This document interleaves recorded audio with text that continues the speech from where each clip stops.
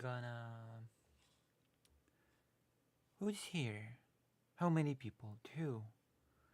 Two nice people right here with me tonight to witness me use Old Bay on food. Hold on. Old Bay, ready. I've readied my spice of choice. Hello. Many embarrassing stories today. It's gonna be okay. Hold on. Oh yes, trans rights. Because I'm a trans streamer. Housing restrictions for transgender college students approved by Utah legislature. Isn't that exciting? We are living in a brave new world, erasing the T from the LGBT proudly and bravely. Aren't you glad that this glorious presidential candidate emerged victorious against the woke mob, the woke mind virus, and so on and so forth? I'm gonna use my Old Bay, and then we're gonna get through all of the news, all of the great things. Make America great again. Also make Europe great again. Because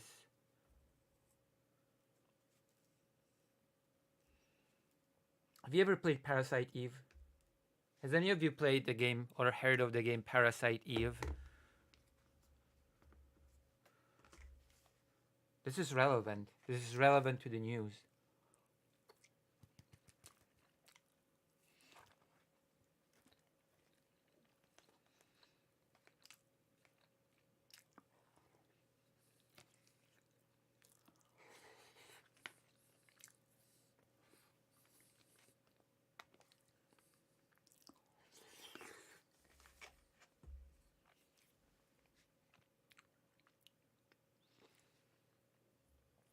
Nobody has played Parasite Eve.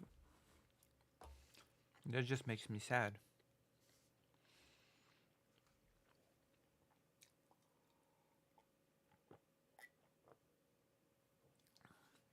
I am so eating dinner while people are gathering up. Hold on.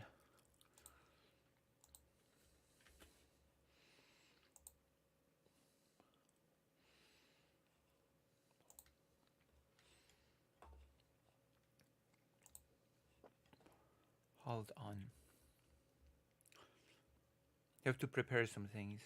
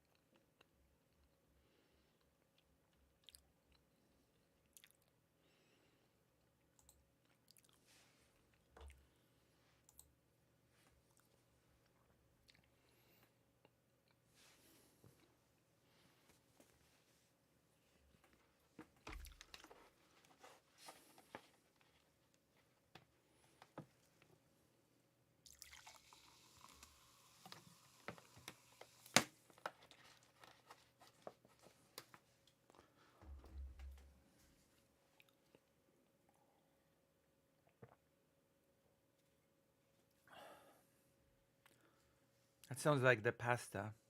Like pasta. Wait, pasta? What pasta? What do you mean?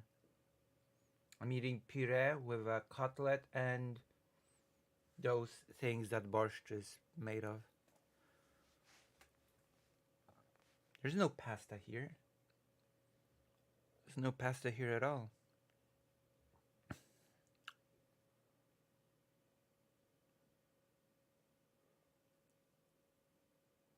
The what?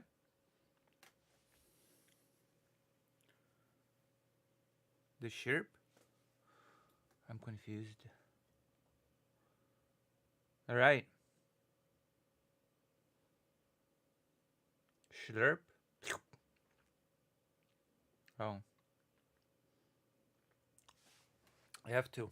I'm spiritually Asian, and in Asia you're supposed to slurp everything down because that's an indicator that you respect and enjoy the food. It's true. Don't even try to deny it.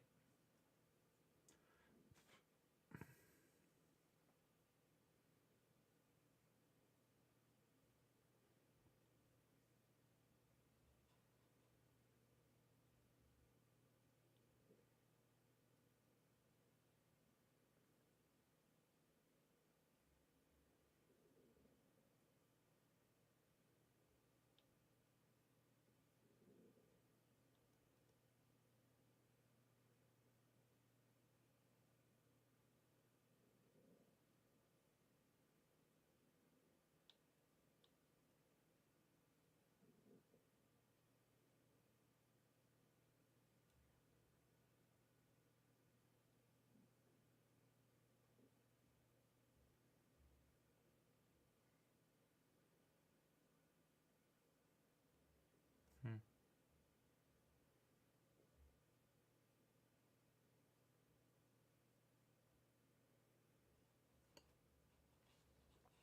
Why did the mouse thing disappear?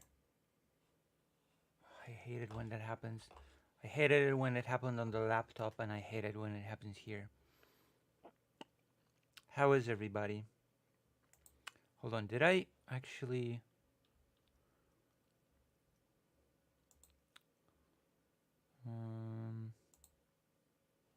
Oh, I didn't. I actually did not.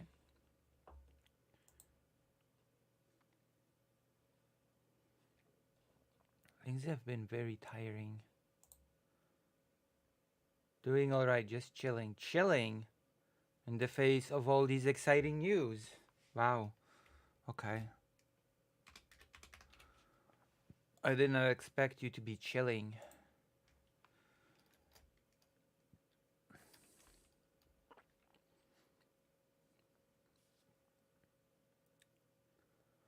I won't deny, I lived with a Vietnamese family for 6 weeks and they did more slurping than I had thought possible. Yeah, of course, because that's just means you like your food. Yeah. We should visit Vietnam. Vietnam is a beautiful place. Okay, let's... nice news. Especially for you. Alright, perfect.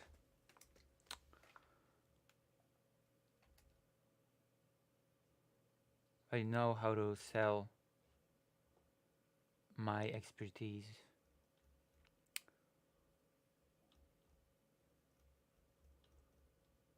Alright. What shall we start with? There are a couple of things I want to do. At least a couple of things. Hold on, hold up. Oh, we're still on this screen. Alright. Where's the widget thing? Okay. I grabbed the correct thing for once. We're off to a good start. Made habove for them, and they managed to slurp that too. Oh, yeah? Really? That means habove? Yeah, I guess, yeah. You can slurp everything. I wanted to show you they liked it.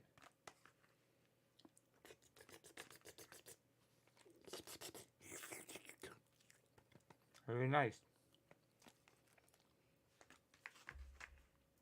I slurped it. Alright. What should I start with here?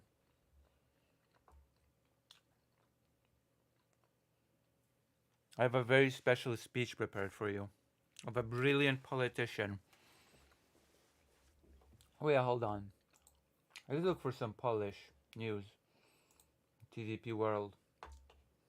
Donald Tusk.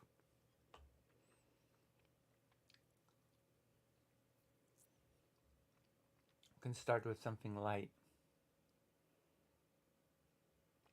What is this? President Sunday. Can snipe President Sunday till more people arrive. President Sunday crying about low eye that rarely And who admires. he what's what she called philosophy tube. Hello, Philippe August. Oh, now that you're here, we're almost ready. We're almost ready to get this show started. Okay.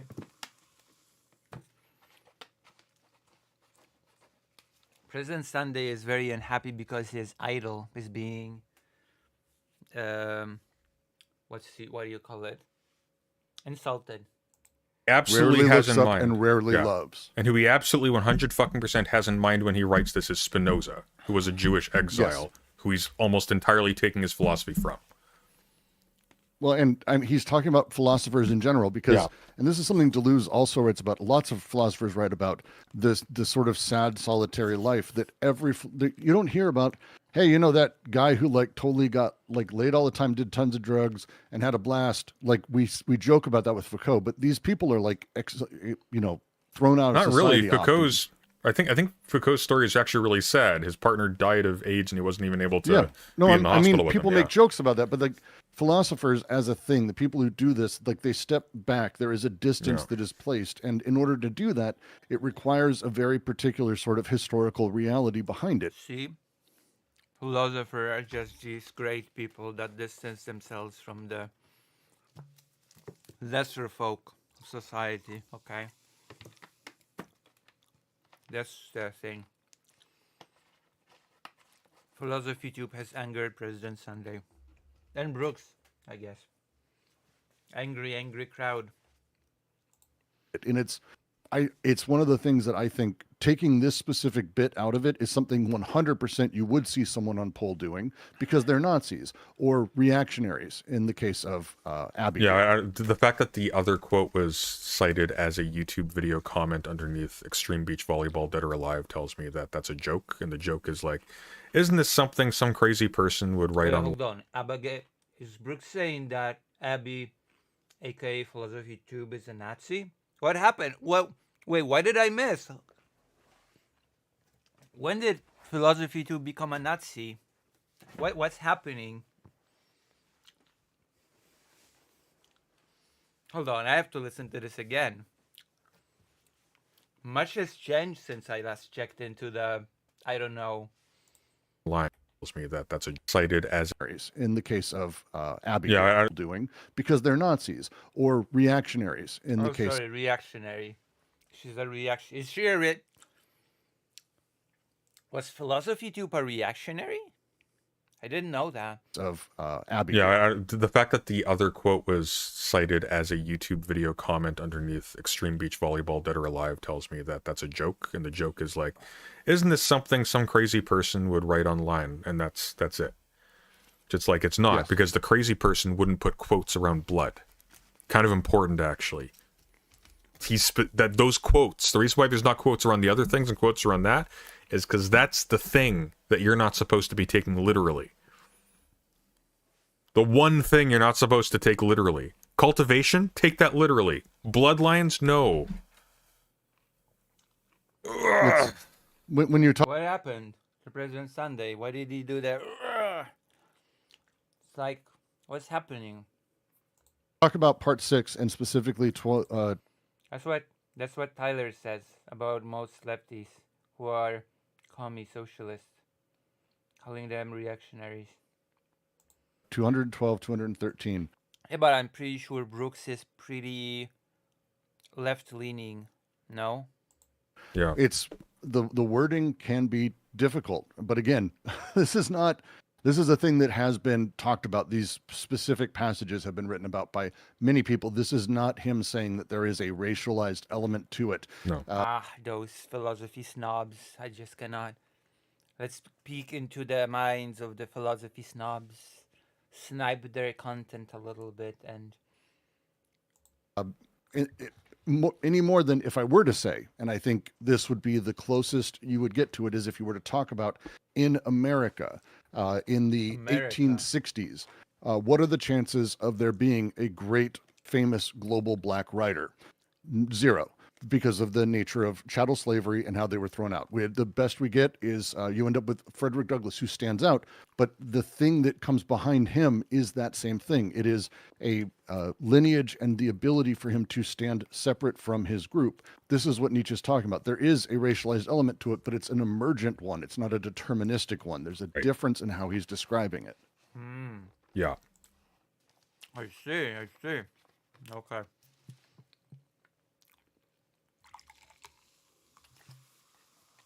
See. So what's up? And that's his point, is that like it is hard, it's hard to learn what a philosopher is because it cannot be taught. One must know it from experience, or one should have the pride not to know it. But that the whole world these days talks about things of which they can have no experience applies most and worst to philosophers in philosophical circumstances. A rare few know them and are allowed to know them, and all popular opinions about them are false. Like literally that section that she's quoting here is talking about her, which is fucking hilarious. Yeah. Well, she didn't read it, so she doesn't know. No, of course she didn't. Have you seen throughout the entire thing, always looking off to the side? Like, again, she's a shit actress. I don't even care for YouTube. Oh like, my God. Stick at the camera, or at least edit that out. But every fucking few moments, it's off looking to the side. Like, does that look good? Am I saying it right? It's embarrassing to watch. Oh my God. Why are they bashing her so hard? What happened? Jesus. That's a bit cruel. That's a bit rough. God. Like, stick your fucking eyes straight forward. Grow up. God damn it. Grow up? What does that have to be? Hold on. What does that have to be? What does being a good actor or actress have to do with being grown up? You don't grow up into being a good actor or actress. You practice. What does that mean? To watch. Like, stick your fucking eyes straight forward. Grow up. God damn it. What do you mean grow up? Jesus, what's with the hostility? You're a bad actress. Grow up. Be a good one. What? Jesus. What's happening? The roasting is... Wow. The Sorry, it's Zoomers, just the like- I'm gonna be Zoomers roasting my own guy soon. Don't worry. We're gonna be talking about JD Vance. like little it when things they're annoy looking me. off camera, acknowledging the staff as a, I don't know. Can you imagine having a fucking staff for this video? I could only imagine a staff for this video. There is somebody who's You paid have to you have produce a makeup slop script. person. There is a staff that exists to be There's the makeup multiple people. camera people. There's a sound person. There's lighting people. Why There's are they so angry? Shut them. Attack the argument. You don't have to attack the production value or the acting skills. Oof. Grow up. like 5 or 10 people involved in this. Oh, this is fucking a terrible, terrible multi-thousand-dollar video. production for something that could have been produced for nothing. That That's true. That's actually true. has no value whatsoever. in it. None. A negative value, actually. This is cancer. Jesus. This is actually cancer. A whole lot of people are going to start just dismissing people who mention Nietzsche now because he's quote-unquote giving Hitler. Giving Hitler. Totalizing, and let me just say also, totalizing anyone is like, oh, they wrote in, hey, these guys who lived in Germany and were under the rule of the Nazis, they didn't stand up and do the right thing and be Carl shot in the Schmitt. face. Carl That's- Schmitt. Okay, I've cited Carl Schmitt a lot in here because he's an interesting political theorist. He was one of the first intellectuals to join the Nazi Party. In fact, he joined as soon as Hitler came to power. This is important. Why? Because he only joined when Hitler came to power. And he joined because that was the condition of continuing to be an intellectual in Germany. Does that make it better? No. But it does mean that if you're looking to this as a example of these people having... My stomach hurts now. It's not good. Please feel sorry for me. Please show me some I don't know. You know. You know what it's all about. Philosophical sympathies with Hitler, who Carl Schmitt called a bore, and I guarantee if Carl Schmitt called him a bore, Heidegger. Maybe it was an affectionate term. Maybe it was a term of endearment. Have you considered that, President Sunday? You're such a bore. You're my little bore. You know? That's a possibility. You cannot rule it out. You don't have any evidence to the contrary. Huh? Here you had go. much harsher words in his head for that. That's stupid. Oh no. Heidegger rose to power, or his position, I should say. Heidegger rose to power. That'd be an interesting alternative history. That's but he rose to his position and became like gained notoriety. Specifically, hey, who was the guy before him, who was the head of this college or whatever, had been thrown out and I think jailed or exiled because he wouldn't put up anti-Jewish posters. Hey, how about this? How about this? Who was he fucking before that? What? Heidegger. Fuck. Oh God. Famous, not Jewish celebrity intellectual, right? What? Who? Of course, I'm talking about Hannah Arendt. Yes. What? Yeah. Okay. You know, yeah. It's one of those things that people who and again this goes with the example of the almond croissant as being the most bougie, terrible version of what desire is. I'm like, do you want to show how disconnected you are from the world? Is that you've got an almond croissant that you're debating on taking because you just want to watch your waistline? It's like, come on, you're out of touch. But like throughout all of this, we're continually seeing this completely misunderstood notion of what it means to sort of be with people or be in the world or live in the world. And that's what, again, idpol assholes like this are going to do because they don't want anyone to have to deal with or tarry with the difficulty reality. I'm an idpol asshole. Isn't that right, everybody that's here? That is the real world. Heidegger, right now, if people are alive and they're like, I talked about Trump, it's like, cool, that's good. Like, that's not the same thing as when the government is actively exiling or executing people for going against the Nazi regime. How many people would stand up to it? We would hope we would. Most of us wouldn't. That's not how that works because most people didn't stand up to it. There was small resistances.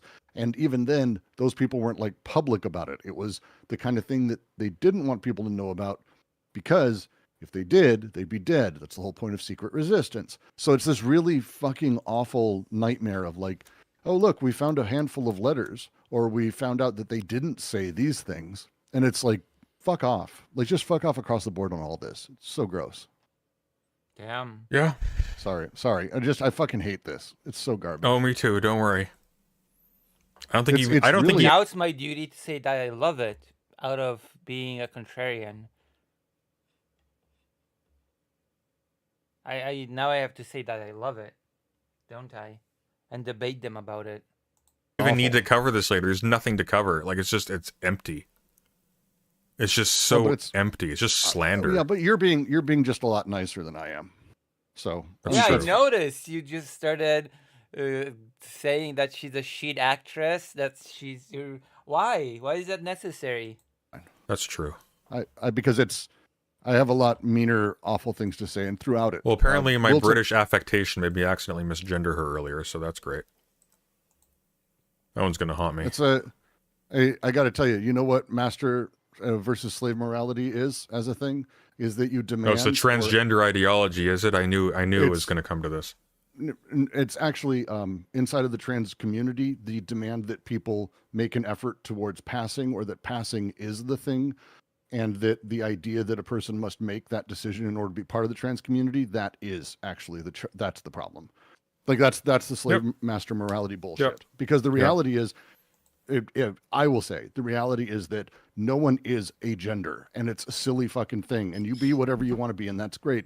But to say that, like, to spend the fortune that it takes and to be so clearly disassociated from anything that is actually part of the lived experience of people who are trying to just make it through their day being trans and not passing, but having thousands upon thousands of dollars to spend on it. It's the old line of like, you know what makes women beautiful? Money.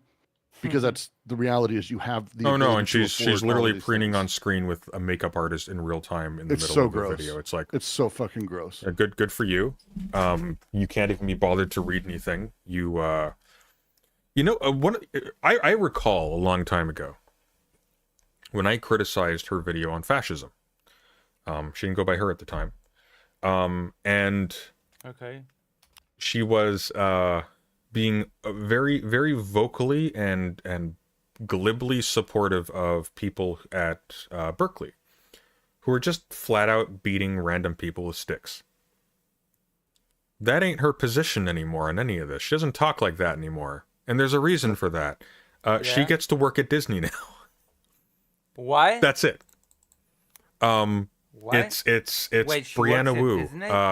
Hogwarts Legacy is a test of character until I can get rich pointing out how ridiculous SJWs are.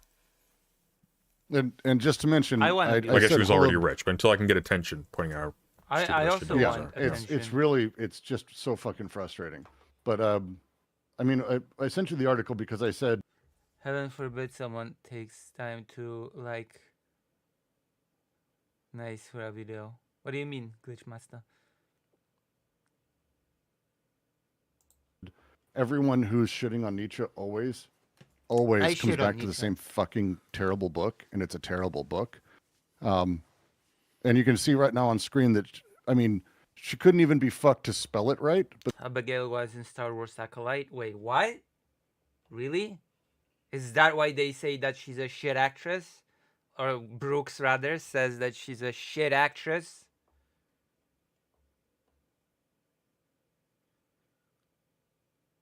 Look nice because they're chastising her for having a makeup artist. That's, I don't know, weird. Like, if you can, there's nothing wrong with having a makeup artist if you can. It doesn't automatically mean that you're in the slave master mentality. I have to push back a little here, don't I? Gosh. Oh my gosh.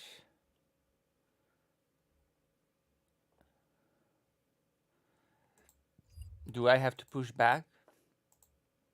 Do I have to debate them? Should I debate them? Write in the chat if you think I should debate them on this. But there it is. Where is There's it? the source. That's the book. It's the one everyone keeps coming back to. It's the only one. It's this asshole who, like Dan and these other people. Oh, it is. screaming It about is. how- Is that even in the? Did she even put No, that? it wasn't. In the... I didn't see it in there. Oh, she Because did do it it's- wrong. It's Holub, not Holb. Robert Holb. It's But Holub. it's also who is sourced in all of the books you read that you were looking But through. look, she doesn't. It is the source for those things. Robert Holub's not even in the bibliography. Oh, here it is. No. Holb. I missed it because she spelt it wrong. It's right there. Robert Holb. It's Holub.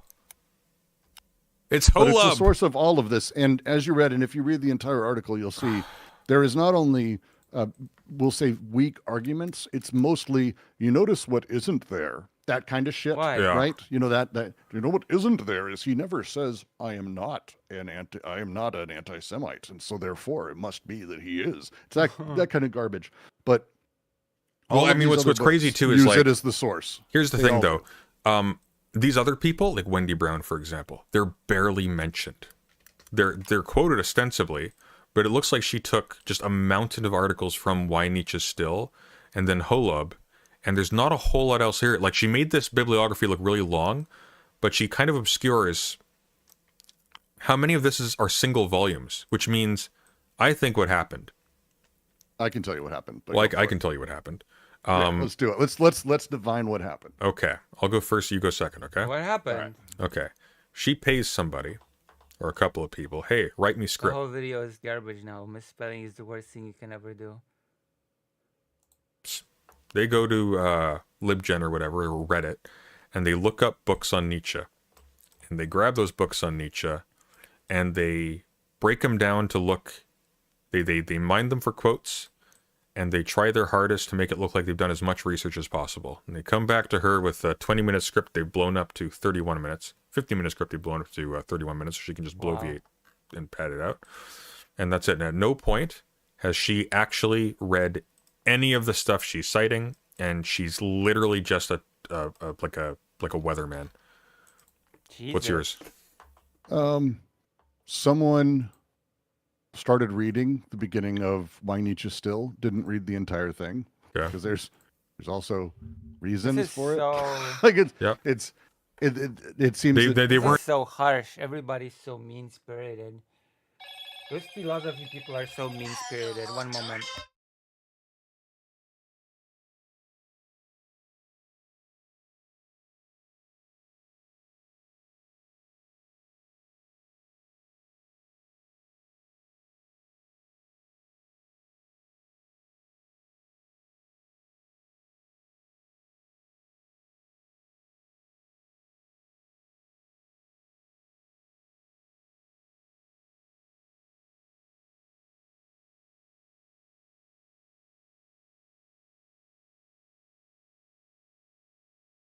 Oh my god. Whoa. No one reads Lucy. Remember, Vosh said so. True. To be fair with President Sunday, that's the worst one can do.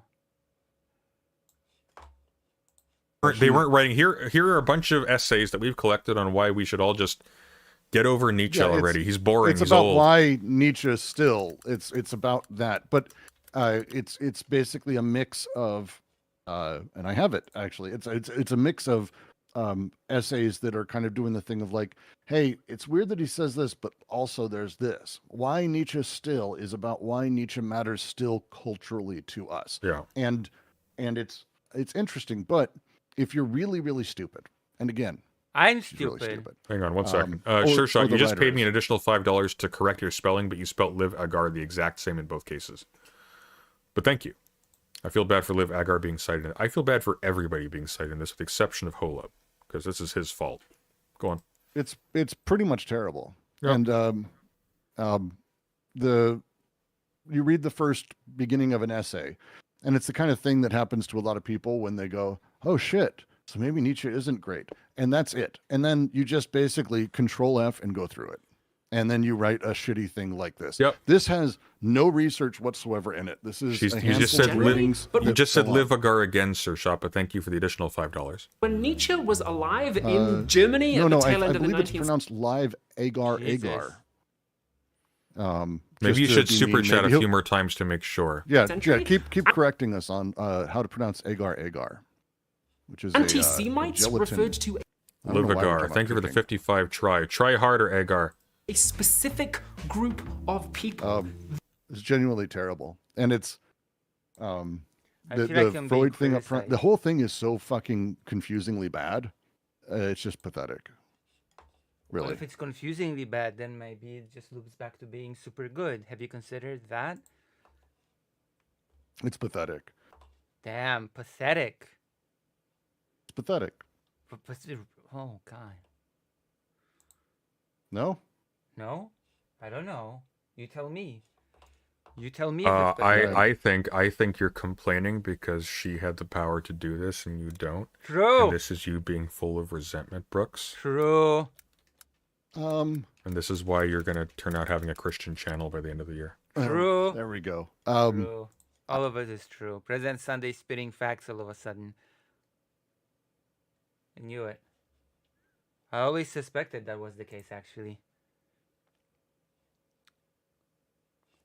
All right, President I have Sunday. a lovely video on resentment. It's not resentment. You don't like have resentment in that setup. And also the masters aren't like gods that are in power and living in the moment and living a good life. Like the way it was talked about is it's like, oh, the masters The living a masters great are like the life. jocks, okay, but the slaves are like the nerds. That's how it works. The conquered people line, I think, is one of the worst things. Like there's so many just awful, like it's Just imagine it's for so five. bad. Just turn this to American history for 5 seconds, and just American. imagine she's going like, "Oh yeah, the resentment of the slaves in America." Like, imagine if she was going there.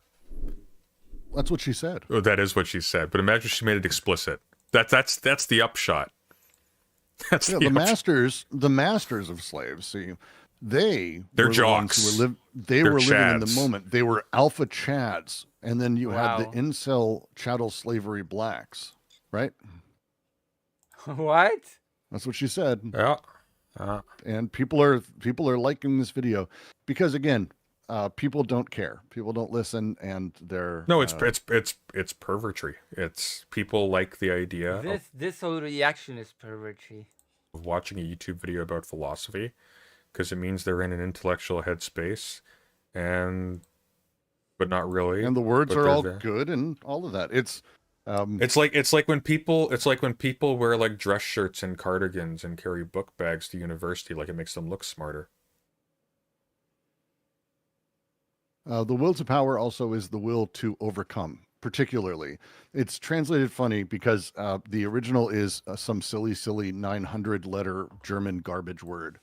You know how the Germans slam words together in order to say it's like like it's like What? that shit. So it's like that. That's but, racist, Brooks. It mostly translates to the will to overcome. That there is How a racist? force What was to that? overcome, and that's Hold on. overcoming. What was he trying to do there? Come. So it's like that. It's together in order to 900-letter German garbage word.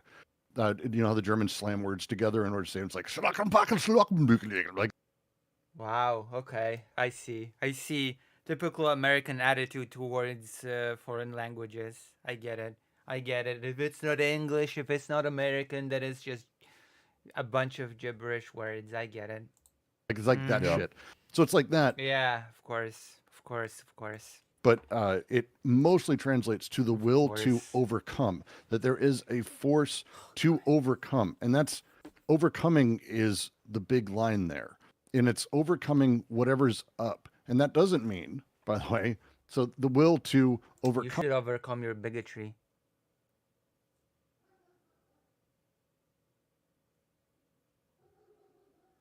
Hold on. I'm sorry. I have to attend to something.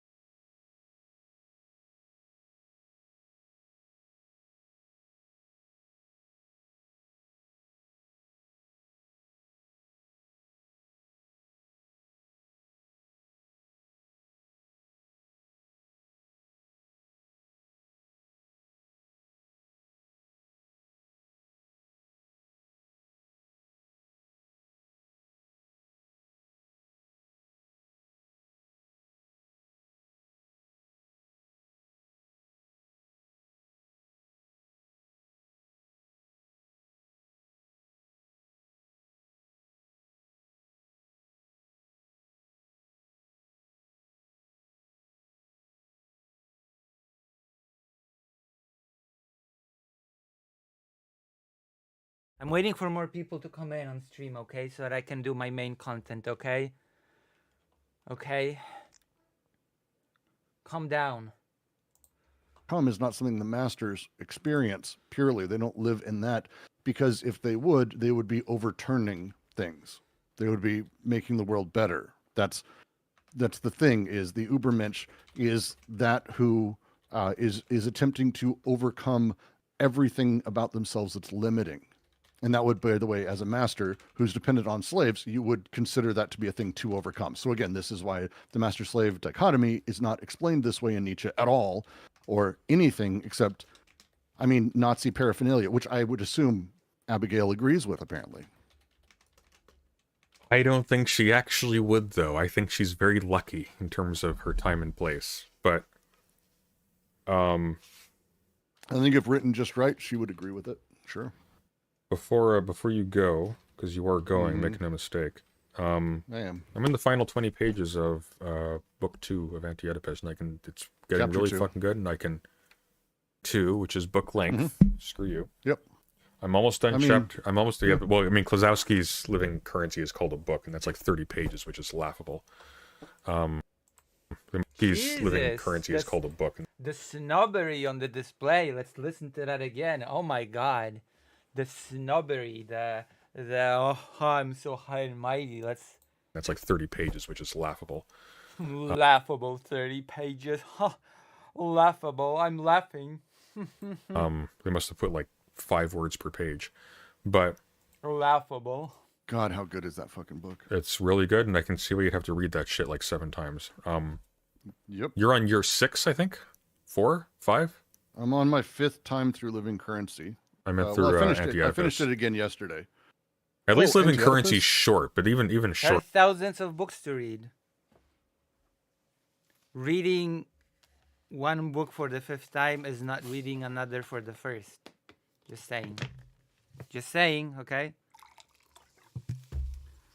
You can read 5 books 10 times, or you can read.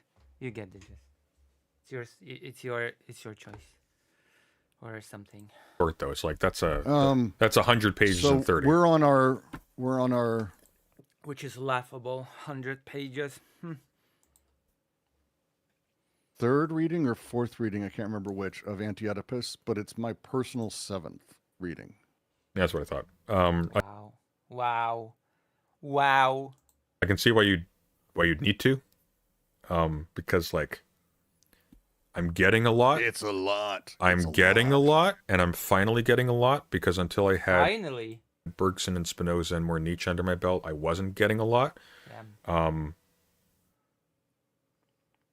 The philosophy snobs. But I would definitely not say with confidence that I'm quote unquote getting it, even though I think No, I you're think I probably sort of am. not. But it's you're on your way. You're probably not. You're just a novice. Hey, but it's not like unintelligible and I'm sort of like divining stuff from it anymore. Like it's actually like making a critique that I understand. So to me, there is Yeah. no moment where you get it. The way I like to phrase it with people True. You'll never get it. Well, if you won't get it, then why read it? is at some point you will find out that it does work like a machine, and that you well, he's got a reading good line in here. Yeah. Yes, he It's does. the last part of section 5 of chapter 2. For reading a text is never a scholarly exercise in search of what is signified.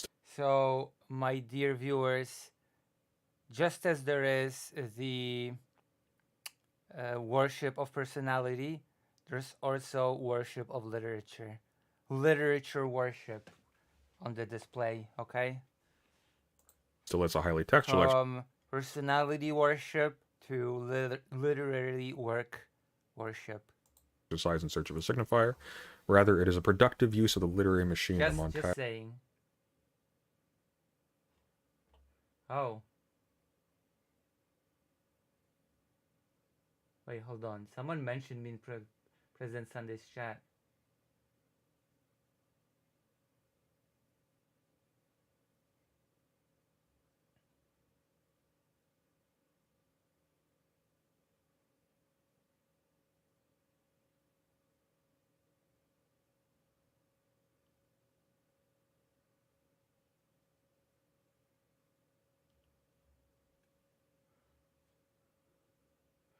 Oh, am I being rated? No. There was the I see. There Passion, was desire the, machines, a schizoid exercise at Wait, extracting hold on, anti-Trump content. I have to see. Video essay written in about 15 days. The research shorter, philosophy stuff. Who's being rated? I'm going to send you to who's live right now. See, Lucy has it perhaps. I wasn't rated. I'm live. Let's see. Oh, Beckett, Kid Not Kin, Mrow, Queeman. Resi's live. I'll send you to Resi. Have a good night, Resi. Okay. everyone. Take care. Cheerio. I will see you soon. Bye-bye. Brooks is going live later. Go to Quarantine Collective to listen to more of Brooks. That's the weirdo who was on just a minute ago stealing my thunder. Resi. Where's Resi? I don't even know what the... Hold on. President Sunday's thing should have the... Shouldn't it? In the chat? Shouldn't I have the click thing to go to? Oh, whatever. Whatever. I've been betrayed once again by President Sunday. Not surprising in the slightest. Okay, yeah, whatever. I'm not surprising in the slightest. I have been betrayed before in this vile manner.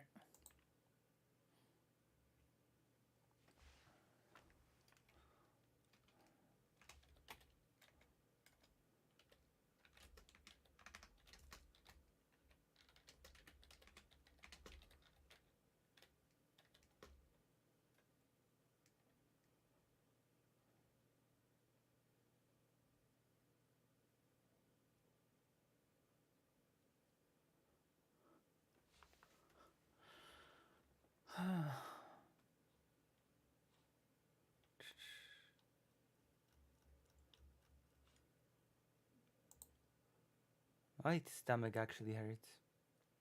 Lucy spitting facts about what? About the worship of literature? Yeah, I know. It's shameful. It's shameful behavior, okay? Oh, this person's a shit actress and we don't like her face because we don't like the video essay she made. This is shameful behavior, okay? Not good. Not good at all. This is not good behavior at all. Oh, Dungeons and Dragons. Oh, Rezi. Okay. Rezi. We're gonna see what this Rezi's character is even doing.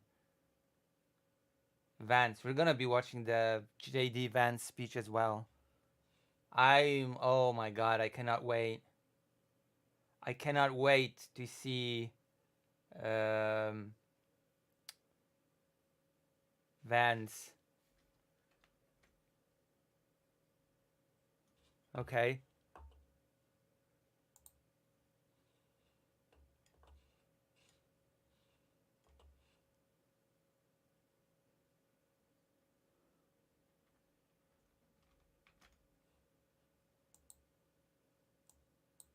Oh my gosh. So how is everybody? How did you like my little review of President Sunday's thing?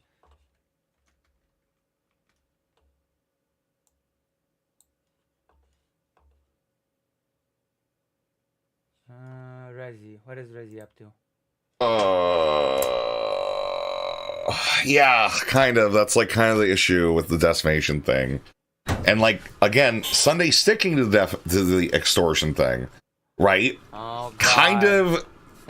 It's like you to do the reckless disregard of the truth thing. Really, we're here. This is where President Sunday rated.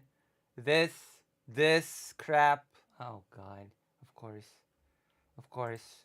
For like a layman to make statements unqualified about a legal proceeding.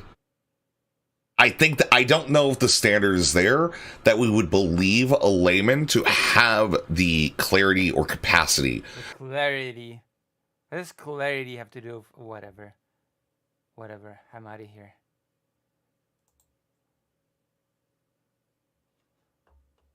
Abigail Sincha is pretty shy. Well, you know, we cannot all be perfect like me, right? Artist bullied off X Twitter for using AI art.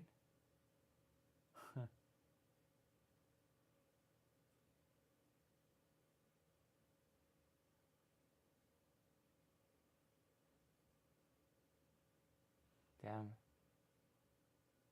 Yugi defeats Pegasus with his dirty mind. Okay, we're going to the speech, okay? We're going to the... whatever. We're starting. We're going through the speech. I cannot wait. You're here for politics, not for some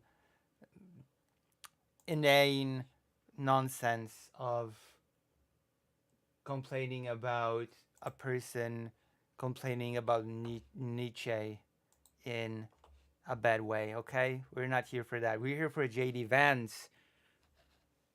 Okay? I'm gonna show you how real constructive criticism looks like. Not some she's a shit actress and she has a makeup artist and okay? We're here. We're starting the real politics hour time thing. Okay? We're ready. Get ready. Look how exciting. Vice President JD Vance speaks to the Munich Security Conference. Excellencies, ladies and gentlemen, please take your seats. It is now my honor and pleasure to welcome the Vice President of the United States, Mr. J.D. Vance, who was... For how long, though? For how long will this be a pleasure and an honor? Here last year as senator, and we are very happy that he has come back to Munich, and we are very much looking forward to his speech. Please welcome Vice President J.D. Vance.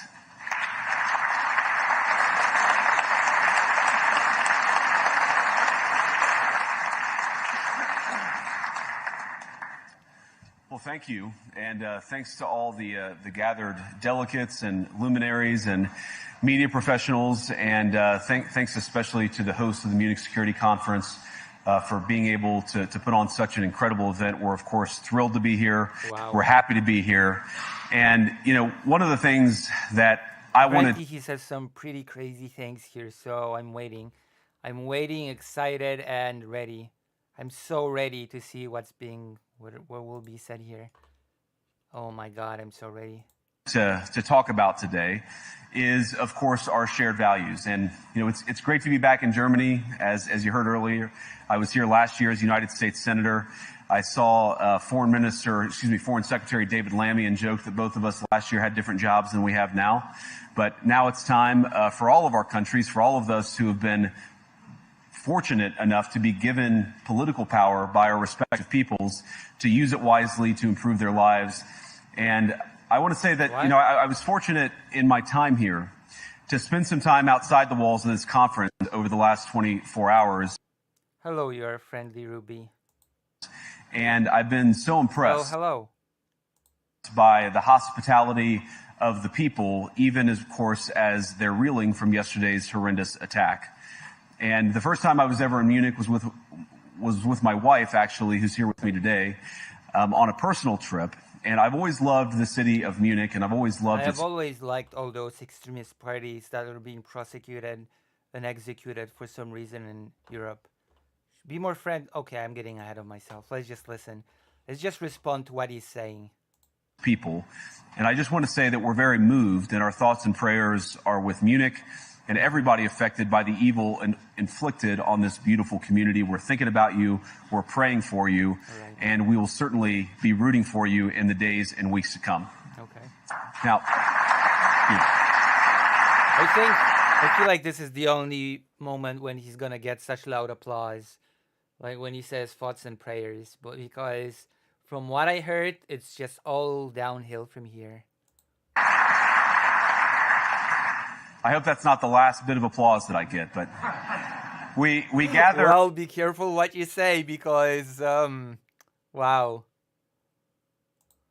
At this conference, of course, to discuss security, and normally... Yeah, actually, from what I'm aware of, this actually might be his last piece of applause, so enjoy it. Enjoy the applause. We mean threats to our external security. I see many great military leaders gathered here today. But while the Trump administration is very concerned with European security and believes that we can come to a reasonable settlement between Russia and Ukraine. Reasonable meaning not giving over like reasonably meaning giving away Ukrainian territory, reasonably meaning no NATO, reasonable meaning no real security guarantees for Ukraine, reasonable meaning I don't even know what else.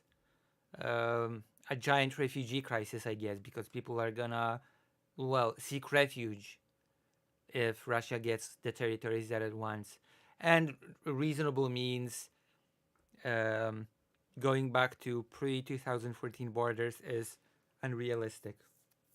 This is all reasonable. And we also believe that it's important in the coming years for Europe to step up in a big way to provide for its own defense. The threat that I worry the most about vis-a-vis Europe is not Russia, it's not China, it's not any other external actor. There you go. So China, Russia, or what?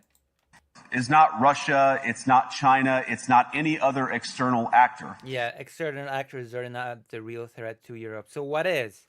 Is it the rise of the AFD that could potentially see the remilitarization of Germany in the way that it did before World War II? Is that the internal threat that Europe is facing, the rise of fascism and Nazism and extremist ideology? Is that it? We'll see. And what I worry about is the threat from within. Okay, so we're gonna hear. Is the threat from within the things that I've just listed? The rise of the far right, the rise of the neo-Nazi parties, the rise of very extreme reactionary sentiment in Europe. Is that the enemy within? The retreat of Europe from some of its most fundamental values, values shared with the United States of America. Okay. Now, I was struck that a former European commissioner went on television recently and sounded delighted that the Romanian government had just annulled an entire election. Yeah, because, yeah, I'm happy with it as well, to be quite honest with you. The pro-Russian, anti-European Union, very extreme, yeah. He warned that if things don't go... Also, why was the election annulled in Romania? Because that's a little bit of an important detail. Oh yeah, because Russian meddling was discovered and had sufficient evidence for the Supreme Court to annul the result of the first round of the election. That is exactly why it happened, okay? Because Russian meddling has been discovered. Am I supposed to believe that JD Vance does not know that? I mean, maybe he doesn't. Who knows? To plan, the very same thing could happen in Germany too. Now, I mean, if Russian meddling is proved, then yeah. These cavalier statements are shocking to American ears. For years, we've been told that everything we fund and support is in the name of our shared democratic values. Oh, since when does a foreign country meddling in the election of another foreign country correspond with democratic values of the United States? That is an interesting statement. Everything from our Ukraine policy to digital censorship is billed as a defense of democracy. Also built. It's built, not build. Okay? JD Vance should go back to school. It's built. Not its build. But when we see European courts canceling elections and senior officials threatening to cancel others, we ought to ask whether we're holding ourselves to an appropriately high standard. And I say ourselves because I fundamentally believe that we are on the same team. We must do more than talk about democratic values. We must live them. Now, we must live our democratic values by allowing radical Nazi parties into power and by allowing foreign interference into elections. That nothing shouts democracy more than that. Nothing. Within living memory of many of you in this room, the Cold War positioned defenders of democracy against much more tyrannical forces on this continent. And consider the side in that fight that censored dissidents, that closed churches, that canceled elections. Were they the good guys? Oh my God. J.D. Vance is such an illiterate dolt that that's not even... Also, by the way, that's incorrect, by the way. That is incorrect in two ways, okay? Historically speaking. First of all, the election was not cancelled, okay? The result of the election was reverted because there was interference.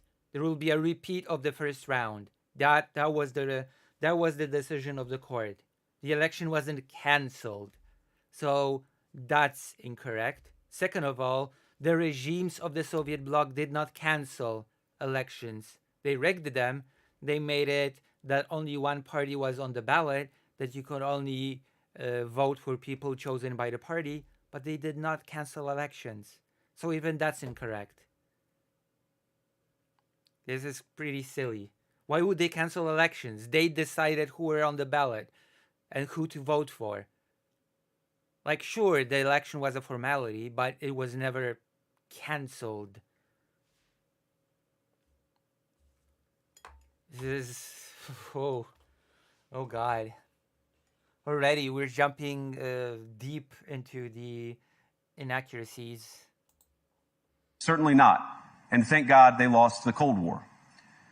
They lost because they neither valued nor respected all of the extraordinary blessings of liberty. The freedom to surprise... The freedom to meddle into other countries' elections, the freedom to spread bigotry, hate, and extremist views. Those surely are the real fundamental values that the West and the United States are built upon. To make mistakes, invent. Mistakes were made during World War II when Nazi Germany committed the Holocaust. Sure, mistakes were made. Build. As it turns out, you can't mandate innovation or creativity, just as you can't force people what to think, what to feel, or what to believe. And we believe those things are certainly connected. Yeah, if there is a re-emerging neo-Nazi party that wants to get into power, why not let it? Exactly. We should just... mistakes were made in the past by Nazi Germany. Why not let them try again? Maybe they won't do the mistakes now. Maybe they've learned. And unfortunately, when I look at Europe today, it's sometimes not so clear what happened to some of the Cold War's winners. I look to Brussels, where EU commissars warn citizens that they intend to shut down social media during times of civil unrest the moment they spot what they've judged to be, quote, hateful content. Or to this very country, where police have carried out raids against citizens suspected of posting anti-feminist comments online as part of, quote, combating misogyny on the internet, a day of action. I'm noticing that he's only giving weird, vague examples of anti-hate action, even though I don't even know if I believe what he's saying. Sweden, where 2 weeks ago the government convicted a Christian activist for participating in Koran burnings that resulted in his friend's murder. And as the judge in his case chillingly noted, Sweden's laws to supposedly protect free expression do not, in fact, grant, and I'm quoting, a free pass to do or say anything without risking offending the group that holds that belief. I mean, you believe that, you idiot. I'm sorry, J.D. Vance. I'm sorry, I have a vague recollection of a relative that you might have. J.D. Vance, you know, the little girl that needs a transplant of her heart. You know, your relatives that refused vaccinations because of their religious beliefs. This is what he wants. This is what he wants for Europe and the world. This is his freedom of speech, freedom of belief. And perhaps most concerningly, I look to our very dear friend. That's not concerning. The fact that a young child might die because the relatives don't want to vaccinate. No, actually, what's really concerning is combating hate speech. The United Kingdom, where the backslide away from conscience rights has placed the basic liberties of religious Conscience rights. There you go. Britons in particular in the crosshairs. A little over 2 years ago, the British government charged Adam Smith. I'm sorry, conscience rights are in stark opposition to freedom, okay? Oh no, I will not sell you this thing because it's against my conscience.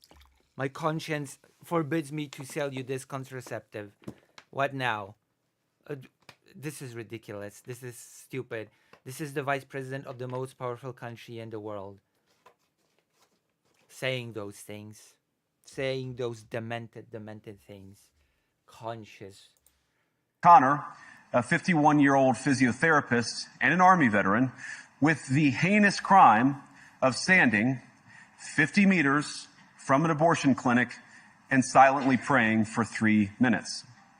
Not obstructing anyone, not interacting with anyone, just Hold on, I'm gonna fact check this because I don't believe this for a second. Hold on. Not obstructing abortion clinic. Heinous crime. A 51-year-old physiotherapist and an Army veteran charged Adam Smith Connor, a 51-year-old. Okay, let me see.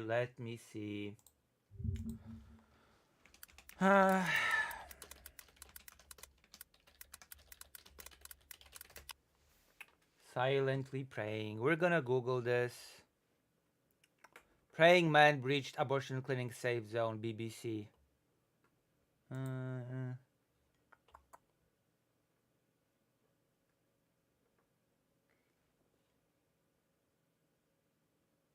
Okay. Praying man breached abortion clinic safe zone. A physiotherapist who prayed outside an abortion center has been convicted of breaching a safe zone after refusing requests to move on. So he entered the property of this clinic. He was asked to leave. He refused. There you go. A pretty clear-cut case, I'm sorry to say. Adam Smith Connor was outside of the clinic in Bournemouth in November 2022, where a public space protection order was in place. Public space protection order. Okay. The 51-year-old from Southampton denied failing to comply with the order. Oh, well, okay. But District Judge Orla Austin said on Wednesday his actions had been deliberate. Smith Connor was handed a 2-year conditional. Okay. Wow. Interesting. I guess Mr. J.D. Vance sort of kind of forgot to mention all this. Old physiotherapist and an Army veteran with the heinous veteran. Well, now that changes everything, doesn't it? Crime of standing 50 meters from an abortion clinic and silently praying for 3 minutes. Not obstructing anyone. 3 minutes. Only 3 minutes. Wasn't he asked to leave and refused? I think it was more than... I think he stood there more than for just 3 minutes, personally. Interacting with anyone, just silently praying. Not interacting with anyone. Then how did he refuse to leave when he was asked to leave if he never interacted with anyone? On his own. Wow, that is we have two very different versions of this story, and I'm not sure which to believe.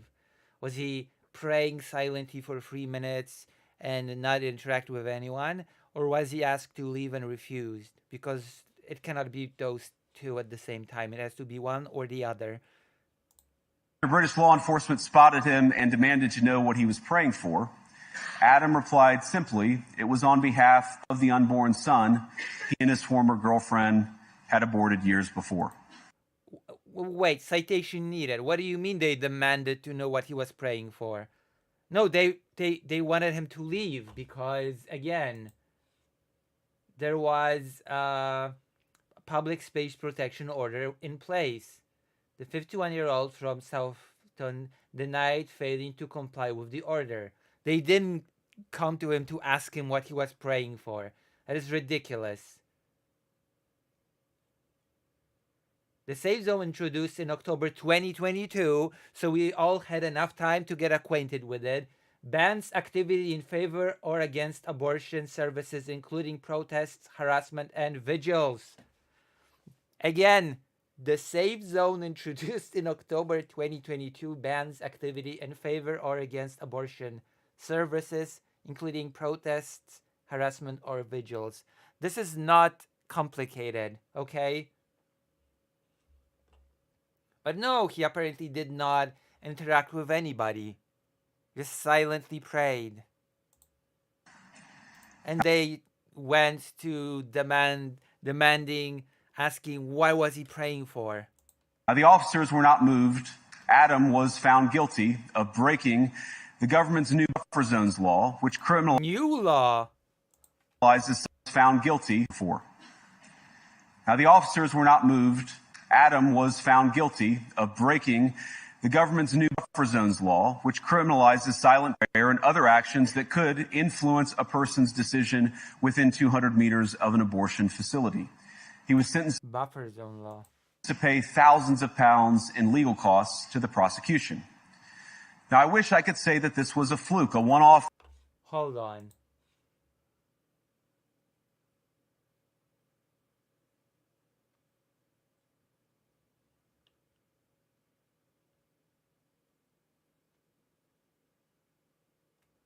On the day he was asked to leave the area by a community officer who spoke to him for an hour and 40 minutes, but he refused. I thought he was just praying for 3 minutes.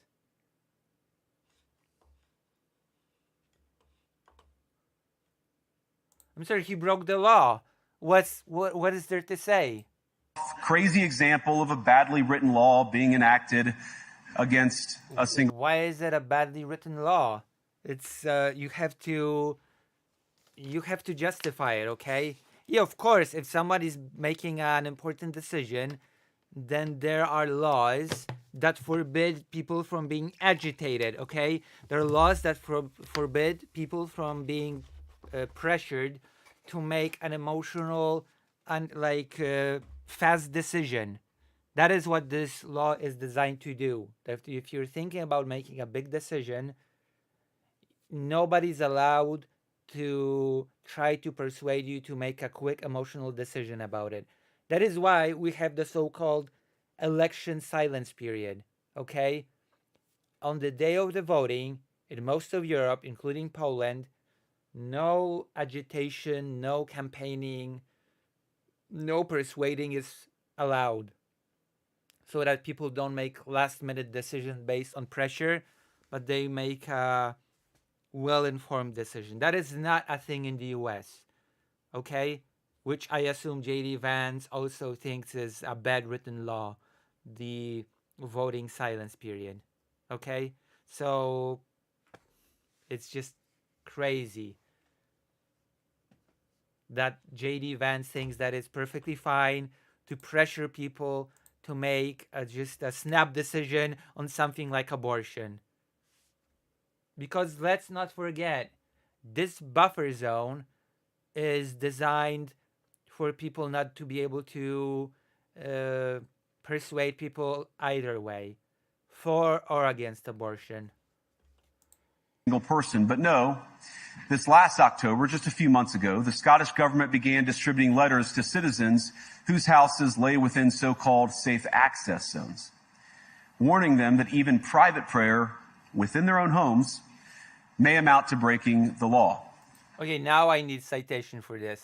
I don't believe. I don't believe that. Naturally, the okay. Government warning them that whose houses were just a few months ago, the Scottish government began distributing letters to citizens. Okay.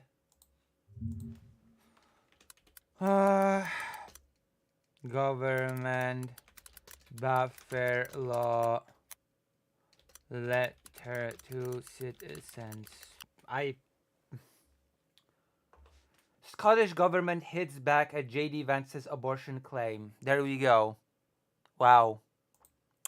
So easy to fact check these things on the fly. Vance claimed the Scottish government told people they could be breaking the law by praying in their own homes, which I am sorry to say that if you believe these words, then you have to be an idiot. Who's gonna check if you're praying alone at home? Like, come on. Come on. Like, I knew this speech would be bad, but I did not prepare myself for this. I was not prepared for this. This is not something that oof, okay. All right. Wow. The Scottish government has told Yahoo News that US Vice President J.D. Vance's claim it told people they could be breaking the law by praying inside their own homes near abortion clinic is incorrect. Wow. Who would have thought? I I did not see this coming. I thought that the JD Vance statement was completely accurate, but speaking at the Munich Security Conference on Friday, Vance launched an attack on what he suggested was a shift away from democratic values across Europe, claiming the basic liberties of religious Britons in particular are under threat. He highlighted a legal case in which a former serviceman, he went on to claim this last October, just a few months ago, the Scottish government began distributing letters to citizens whose houses lay within so-called safe access one, warning them that even private prayer within their own homes may amount to breaking the law. There you go. Naturally, the government urged readers to report any fellow citizens suspected guilty of thought crime in Britain and across Europe. Free speech, I fear, is in retreat. In England, where the incident involving Smith Connor took place, buffer zones apply within 150 meters of an abortion clinic. In Scotland, the zone applies within 200 meters. Proponents of safe access zones say women using a clinic can feel intimidated and distressed by the presence of someone standing in the area praying even if they are not speaking. Yeah, it's called pressure. It's called applying pressure. The same principle exists as to why we have the voting silence periods. Yeah, of course. It's not a stupid law being implemented. Critics argue the rule undermines the right to freedom of religion and free speech. This is stupid. You could undermine the uh, voting silence period that way as well. That it undermines the right to freedom of speech. Because you should be able to agitate people to vote for someone till the last second, till they actually tick the box, okay? But you cannot. It's against the law. So there you go. A Scottish government spokesperson told Yahoo News the vice president's claim is incorrect. Private prayer at home is not prohibited within safe access zones, and no letter has ever suggested it was. You would expect that if J.D. Vance could substantiate any of his claims, then he would, I don't know, produce the letter, show it, read the relevant passage, and that would be it. That would be problem solved, case closed. But no, he did not produce any evidence, of course. Of course he didn't.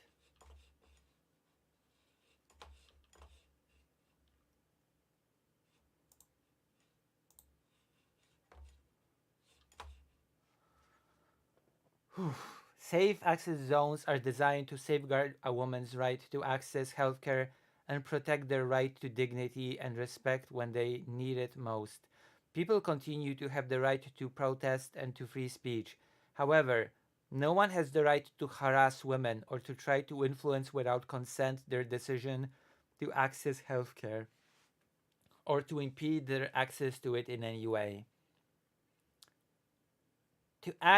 The act passed overwhelmingly by Parliament has been carefully drafted to capture only intentional or reckless behavior close to a small number of premises providing abortion services. It does not and has never been intended to criminalize any particular action, including silent prayer. Thank you, fake. Thank you, fake Alec Kyle Parker. for tier 1 and giggling. So yeah, this is a lie, of course. Not surprising that JD Vance would fabricate the whole thing. Vance's speech and his passing, okay. So we have fact-checked the Scottish silent prayer at home being criminalized thing. It's actually not very complicated to listen to somebody and Google whether or not what they're saying is true. That is the magic of the internet. That you cannot just say something that's blatantly incorrect and expect to get away with it. Although most people will not fact check it. A lot of people will listen to JD Vance and conclude, oh wow, Scotland's arresting people for silently praying at home. I cannot believe it. This is so crazy. This is insane.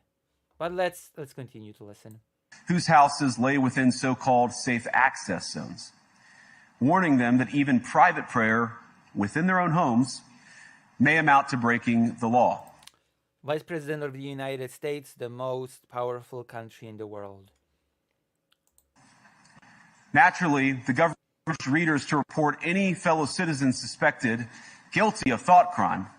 In Britain, yes, fellow citizens, spy on people's homes, see if they are praying, and report to the police if they are. Of course, that is totally happening in Scotland. And across Europe, free speech, I fear, is in retreat. And in the free speech to harass people, free speech to influence their decision under duress, that is the free speech that we desperately need in Europe, of course. Yes. Interests of comedy, my friends, but also in the interest of truth, I will admit that sometimes the loudest voices for censorship have come not from within Europe, but from within my own country, where the prior administration threatened and bullied social media companies to censor so-called misinformation. Oh, now we think that free speech should be so absolute that misinformation should be allowed. Okay, fact-checking, throw it out the window. Oh, the reader and listener and viewer being informed about the world, who cares about that? Everybody should just be able to say whatever they want.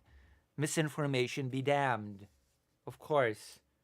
Misinformation like, for example, the idea that coronavirus had likely leaked from a laboratory in China. Our own government encouraged private companies to silence people who dared to utter what turned out to be an obvious truth. Has it? So I come here today not just with an observation, but with an offer. And just also, until proven, you cannot just make claims until they are proven. That is actually misinformation, okay? Spreading information based on a hunch or something that is quote-unquote obvious is misinformation by definition. The Biden they still use the name Gulf of Mexico. Administration seemed desperate to silence people for speaking their minds, so the Trump administration will do precisely the opposite, and I hope that we can work together on that. No, you won't. No, you won't, actually. In Washington, there is a new sheriff in town, and under Donald Trump's leadership, we may disagree with your views, but we will fight to defend your right to offer in the public square, agree or disagree. Oh my God. The 2015-16 debater became the vice president.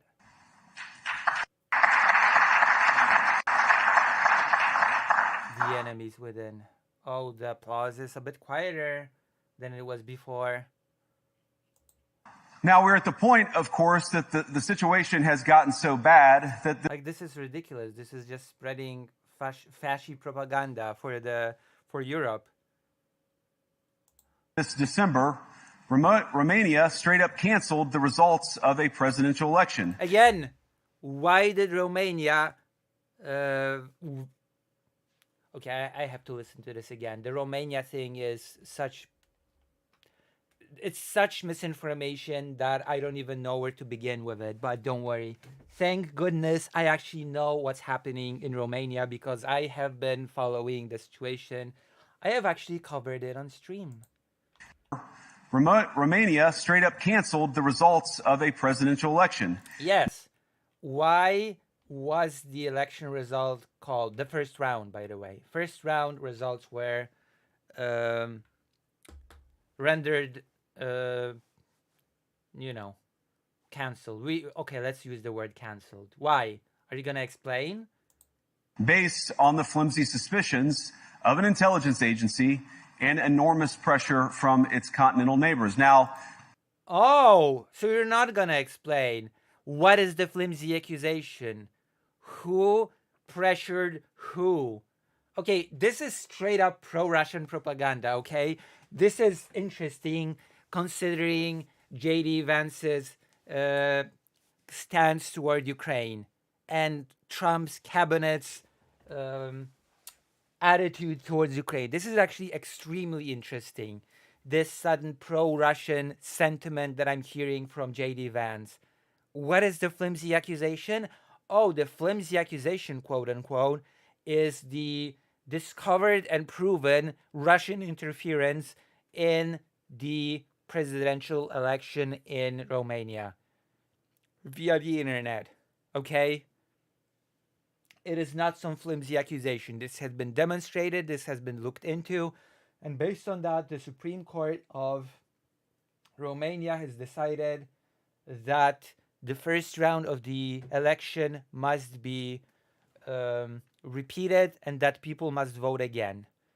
That is that is the reality of the situation. There was no flimsy accusation combined with continental pressure of neighbors, which he will not name any of those neighbors. He will not name the flimsy accusation.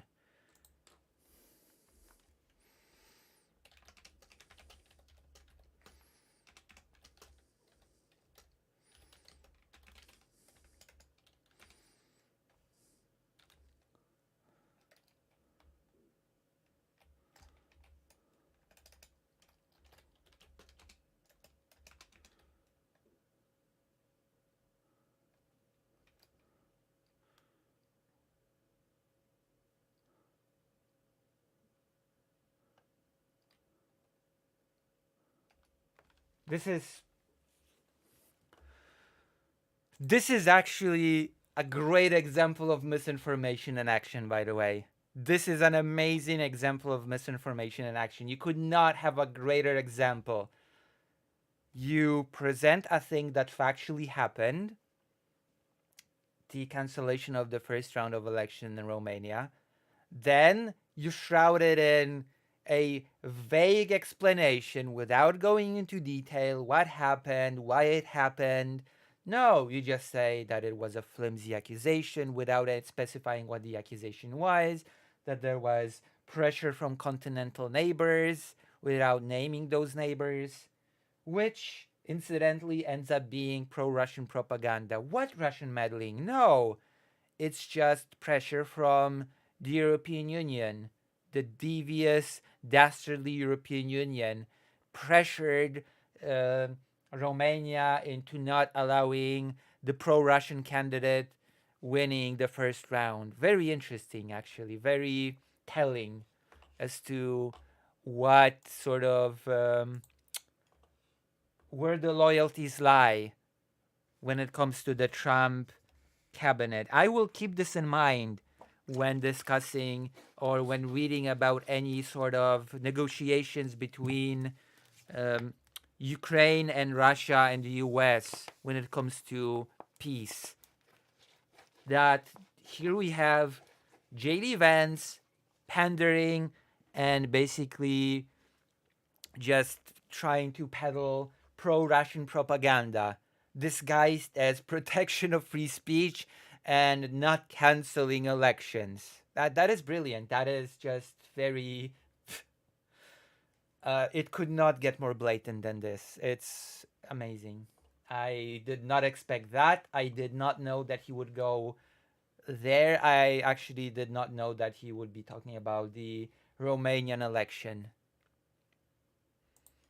As I understand it, the argument was that Russian disinformation had infected. Oh, there you go. He is going a bit into it. Okay, let me go on.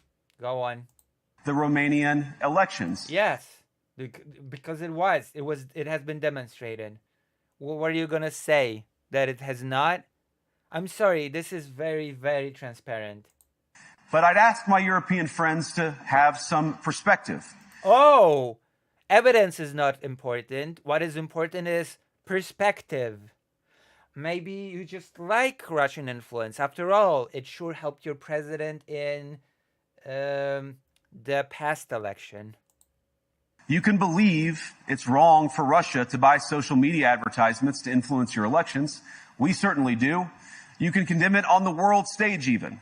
But if your democracy can be destroyed with a few $100,000 of digital advertising from a foreign country, then it wasn't very strong to begin with. What do you mean it wasn't very... Are you stupid?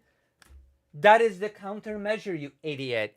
That is the countermeasure, you buffoon. What do you mean? Oh my God, I'm sorry. Usually I'm calmer than this, but this is the Vice President of the United States saying this, the most powerful country in the world. Okay? Like, what do you mean? This is democracy working. We have detected Russian influence on our election. We do not know if the result of this election has been influenced by this. We do not therefore know if the result of the first round is legitimate to begin with, and therefore the most logical thing would be to cancel this result, which we do not know if it's legitimate or not, and repeat the process and monitor it more closely. Yeah, that is actually democracy working as intended, you idiot. In J.D. Vance's mind, democracy working would be, oh yeah, we condemn the result that may not be legitimate at all because we cannot do anything about it. We cannot actually correct this thing because that would be anti-democratic. Now, would it? That would be a very weak democracy. You're an idiot. This is so horrible. Again, this is actually pro-Russian pandering. Oh, Russia did its thing? Well, I guess you should just posture and condemn it on the world stage. Wag your finger, say, you shouldn't have influenced our election, Russia. That's a bad thing to do. And nothing should have been done to reverse it. A democracy that stamps, a democracy, again, I guess, that actually fights an attempt for a foreign country to affect its election is a weak democracy in J.D. Vance's mind. I know it's malice. I just like calling people like that idiots because it's, oh my God, the beacon of democracy says, well, if you can't handle democracy, then maybe you shouldn't have it. It's worse. It's worse. Okay? It's worse. He's saying something worse. He is saying the Russian influence should not have worked to begin with, no matter how much Russia spent into influencing your election. If it works on the voters, then I guess democracy is not strong, and trying to repeat the vote without the influence is anti-democratic. This is just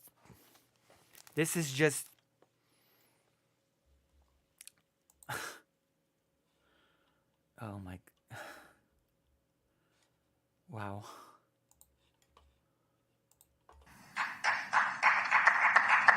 Yeah, the applause is not as big as it was it?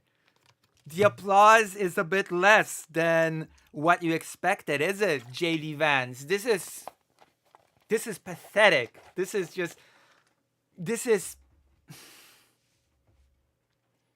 I'm not sure why, but I have to say, out of all the examples that he has given so far, this one made me the most angry. This one actually pissed me off the most, the Romania example. Because this is actually how democracy, in my mind, should handle these cases. if there's a clear interference, if the result of a thing is compromised, then yes, this thing should be repeated. It should be a no-brainer, okay?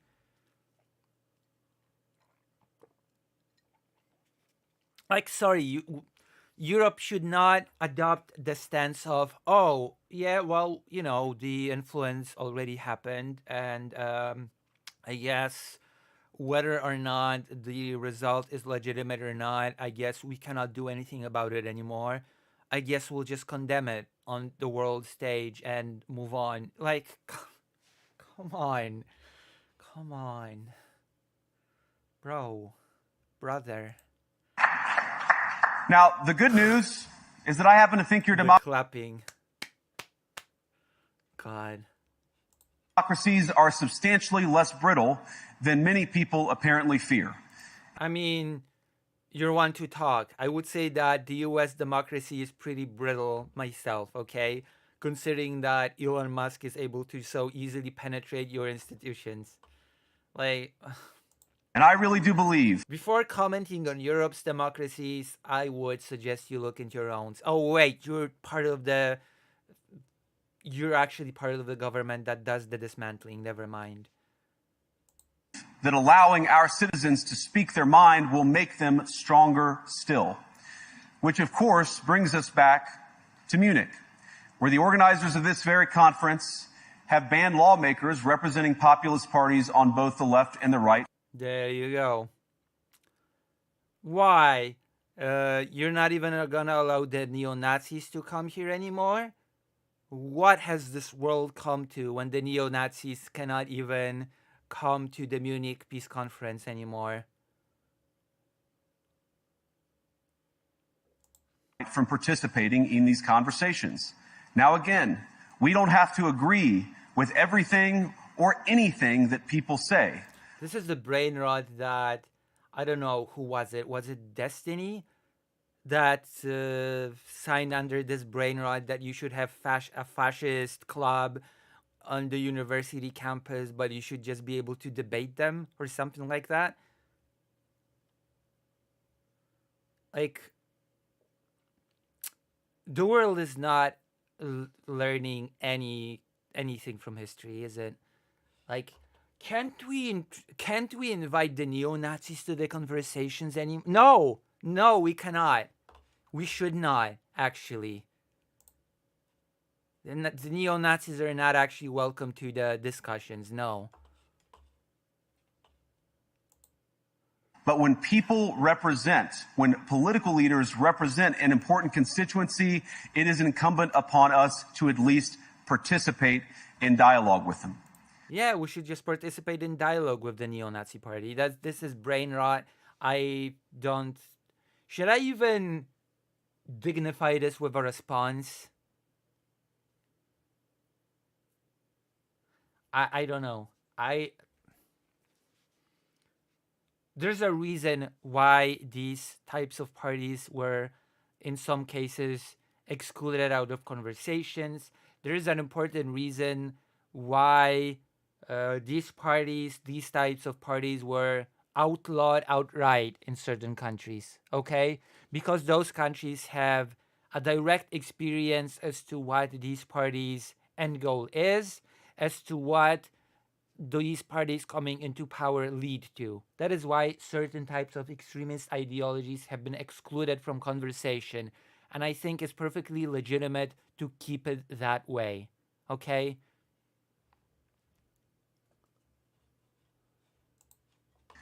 Now, to many of us on the other side of the Atlantic, it looks more and more like old entrenched interests hiding behind ugly Soviet-era words like misinformation and disinformation.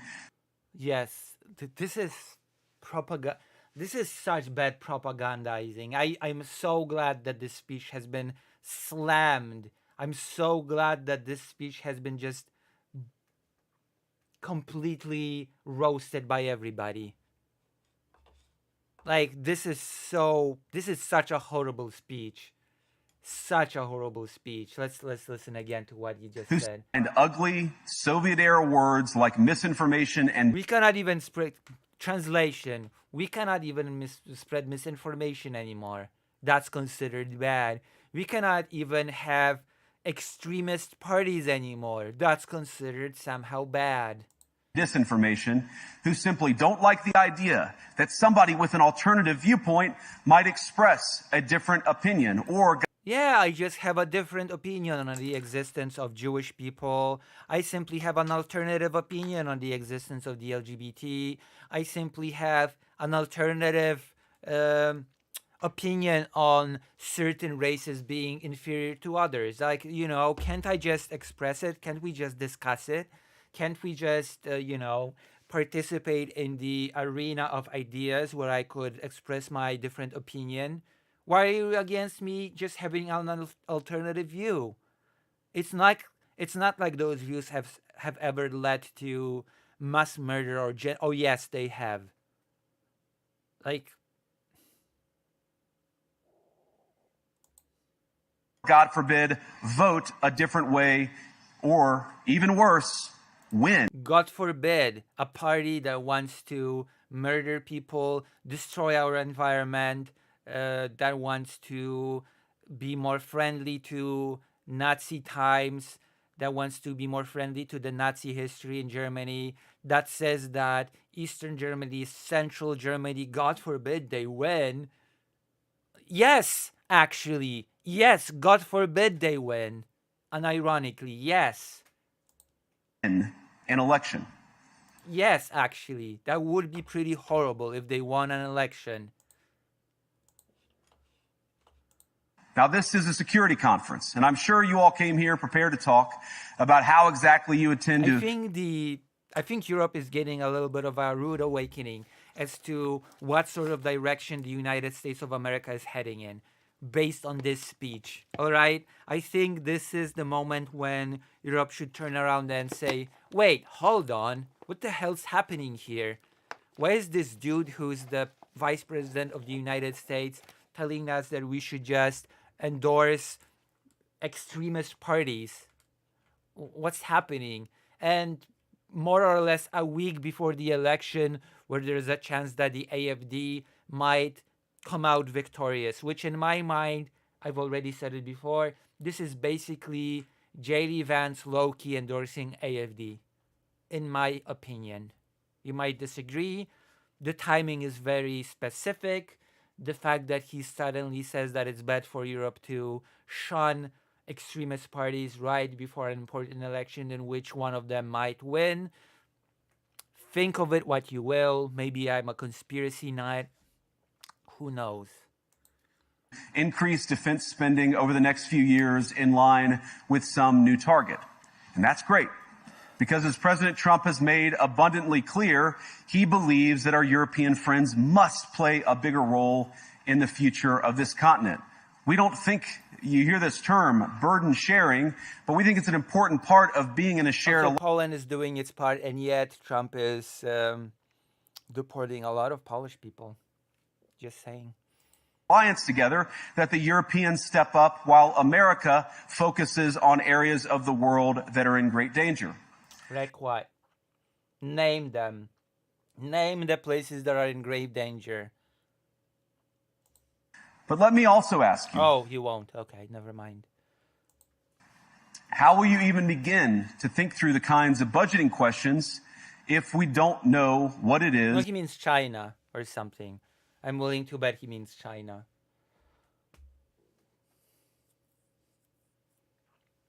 I'm willing to bet he means the China area that we're defending in the first place. I've heard a lot. But he didn't say anything, so it could be Israel, it could be China, it could be anything, because he didn't say anything. And since he did not say anything, it could also be anything. So you could be right, I could be right, we could both be right. Who knows? Who knows?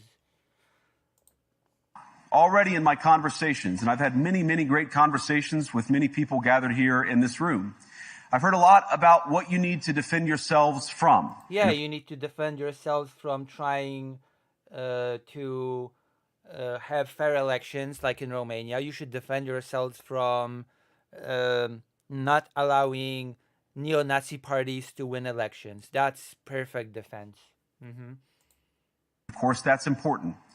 But what has seemed a little bit less clear to me, and certainly I think to many of the citizens of Europe, is what exactly it is that you're defending yourselves for.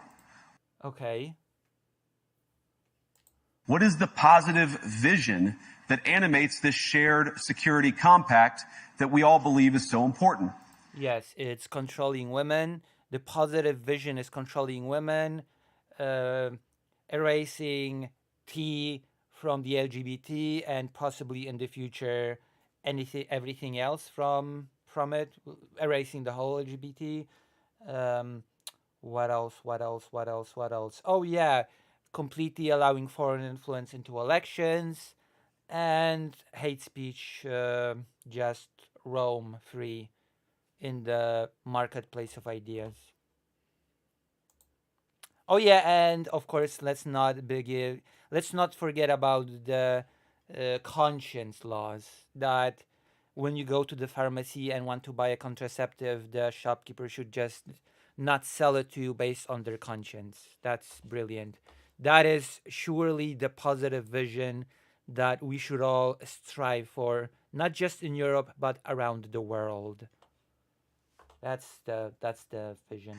And I believe deeply that there is no security if you are afraid of the voices, the opinions, and the conscience that guide your very own people. Yeah, I'm sorry to say, but these are not just opinions. These are things that are followed by action, legislature, and then people dying.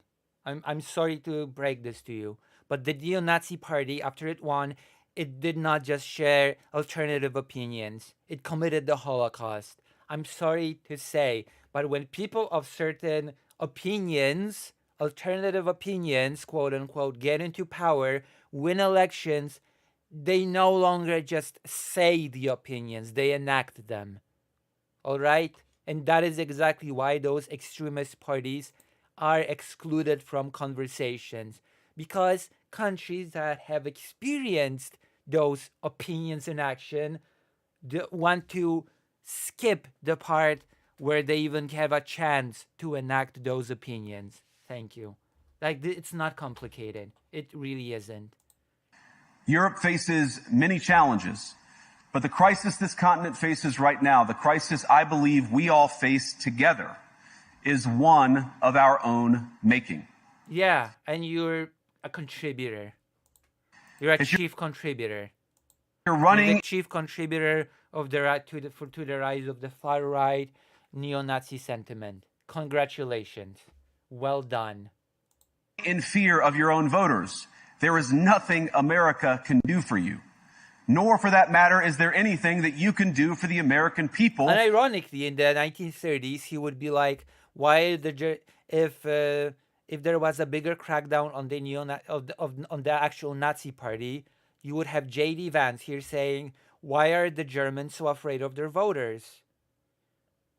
What could happen? It's just alternative opinions about Jewish people and stuff. It's what's the worst that could come from this?" Who elected me and elected President Trump. You were not elected, okay? You need people who elected me. No, you were not elected, okay? Trump was elected. Trump nominated you. You were not elected. Let's get this straight, all right? That's not how that works.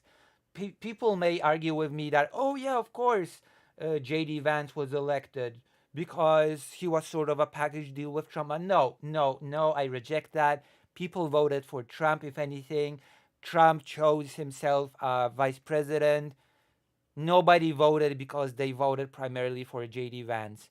If there was a separate election for vice president, I could buy it. As it stands, as the system is, no, J.D. Vance, you were not elected. Elected President Screw you.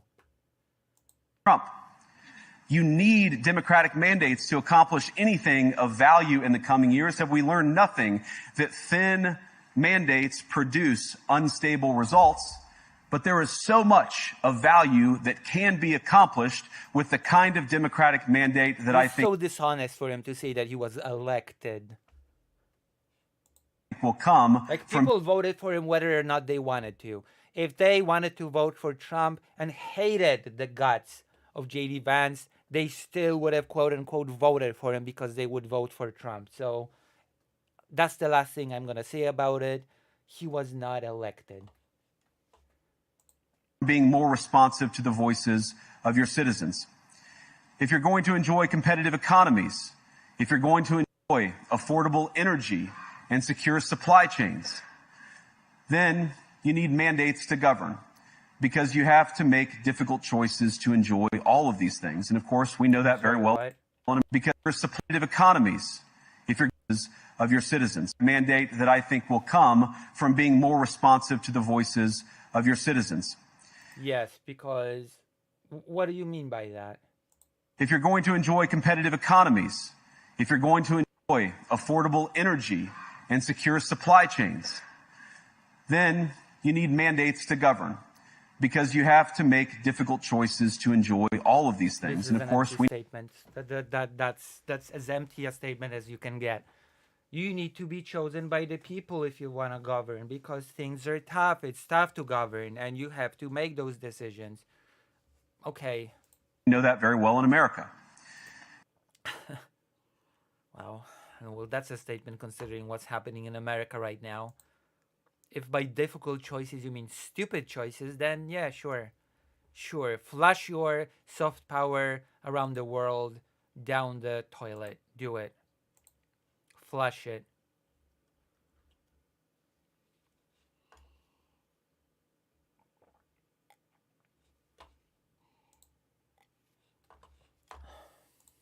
You cannot win a Democratic mandate by censoring your opponents or putting them in jail.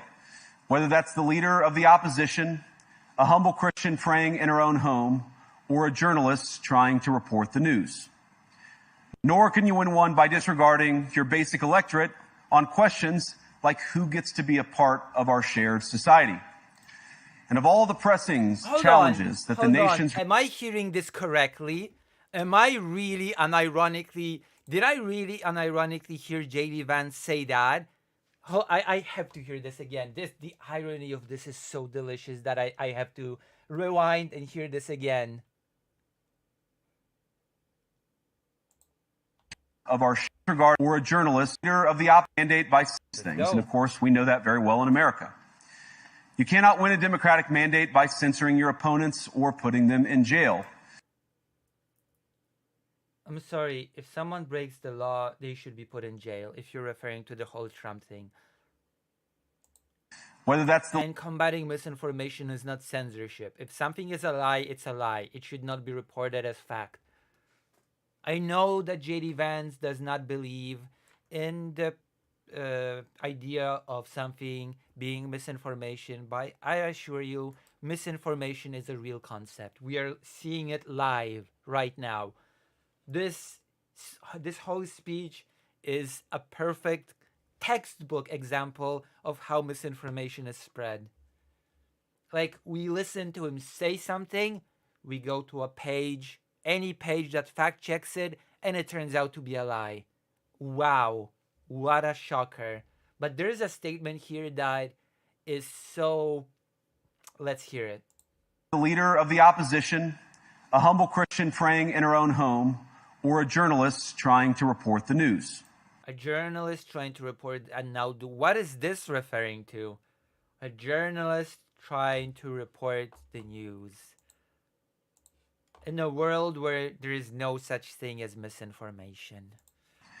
Nor can you win one by disregarding your basic electorate on questions like who gets to be a part of our shared society. I'm sorry, what does that mean?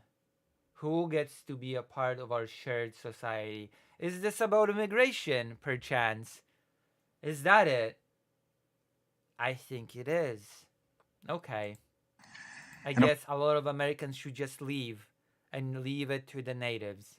Of all the pressing challenges that the nation's... Like, this is so transparently bad, okay? First you pump your society full of fear, full of misinformation, because that is a real thing, full of fear-mongering about the evil immigrants that are let loose from mental asylums and jails, and then you turn around and say, "Look, it's what the people wanted. The people have the people have decided that it's just a fact that we don't want those people to be part of our shared society. It was completely not manufactured by us. It's completely not manufactured consent through the spread of fear mongering and misinformation. That is completely not what happened. Believe me, please. It's just democracy in action." Represented to your face, I believe there is nothing more urgent than mass migration. There you have it. Cat's out of the bag so quickly. Today, almost 1 in 5 people living in this country moved here from abroad. That is, oh wow, horrible, horrible, horrible. If only I cared. If only I cared in the slightest as to where my neighbor comes from. I so care if my neighbor was born in this country or in some other country. Oh my god, wow, that is such a horrifying number. That means something, definitely. Of course, an all-time high. It's a similar god, what are we gonna do? This is a crisis. Number, by the way, in the United States, also an all-time high. Wow, oh my god, it's a global crisis then. Oh, holy crap. Oh wow, what are you gonna do about it? The number of immigrants who entered the EU from non-EU countries doubled between 2021 and 2022 alone. And of course, I wonder why, by the way. I wonder if maybe in some countries in the world, the something a little bit about the climate, something about places becoming uninhabitable, something about people being forced to move because they would not be able to survive where they were. Who cares? Whatever. It's an all-time high. Who cares about reasons or circumstances and any of those pesky things? We don't. And it makes us happier. So that's good. Gotten much higher since. And we know this situation, it didn't materialize in a vacuum. True. It materialized in the mind woke virus of the radical left that has decided to take all those evil immigrants and use them to vote in even more evil left policies. Of course, that is the totally reasonable explanation, and that's completely what happened. It's the result of a series of conscious decisions made by politicians all over the continent and others across the world over the span of a decade. Yeah, it's like a global conspiracy to just flood Europe and the US with immigrants for no reason at all. Well, apart from spreading the woke mind virus, of course. We saw the horrors wrought by these decisions yesterday in this very city. Mm-hmm. And of course, I can't bring it up again without thinking about the terrible victims who had a beautiful winter day in Munich ruined.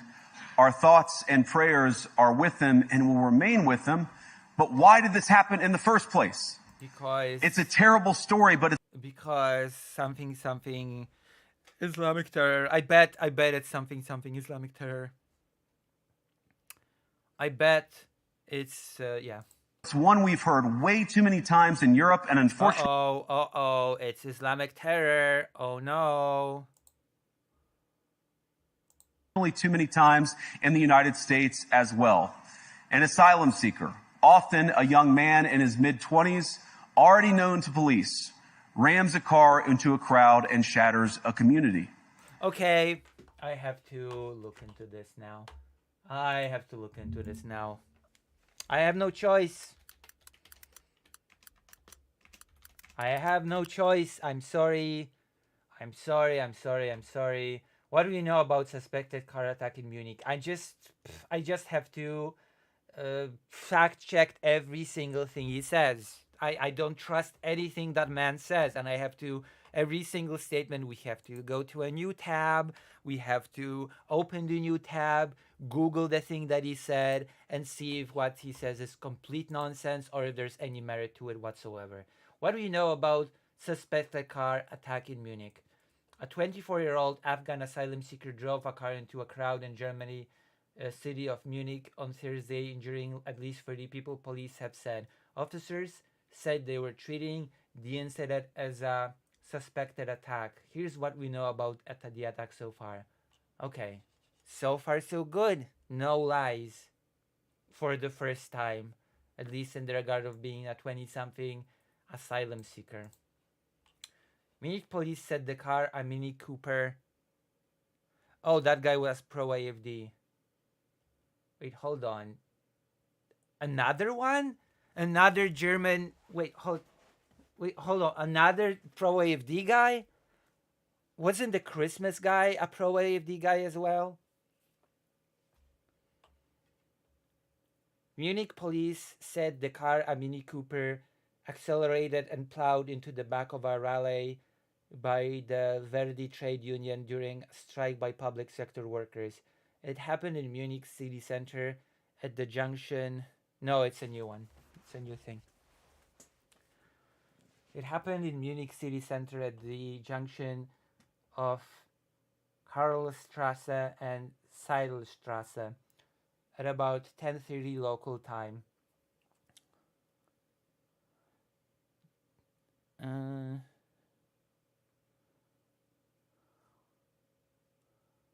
At the time of the collision, around 1,500 people were on their way to the rally's final location, a short distance away.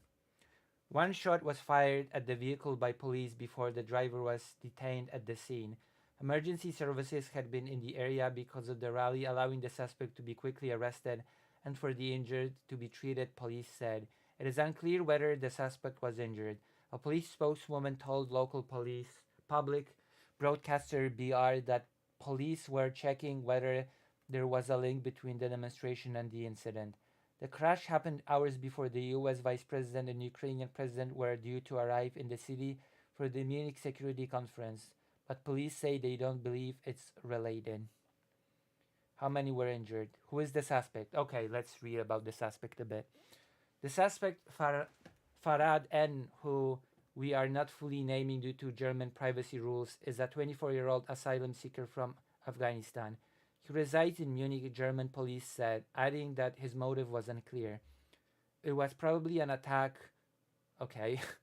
Bavaria State Premier Markus Schröder told reporters. Bavarian Interior Minister Joachim Herrmann said the suspect had his asylum application rejected, but he had not been forced to leave due to security concerns in Afghanistan. He later clarified that the suspect had a valid residence and work permit and that everything about him was legitimate. So, if everything about him was legitimate, then is JD Vance against any sort of immigration period? According to the German press agency, the suspect came to Germany in 2016 as a minor. So, we don't know anything about this case. We don't know if it has anything to do with the fact that he was an immigrant. Like, correlation that does not equal causation. There are crimes committed by native-born citizens. Herrmann said initially that the suspect had been known to police, but later explained that he had previously worked as a store detective. Oh! Okay, so we did catch Mr. Vance at a lie. Herrmann said initially that the suspect had been known to police, but later explained that he had previously worked as a store detective and had been a witness in several cases of shoplifting. Okay. Known to police. That is a very convenient way to spin it, JD Vance. I want to hear this again. Often a young man in his mid-20s, already known to police. There we go. He took this case of the individual person that did the thing, and the police remarked that he was known to the police.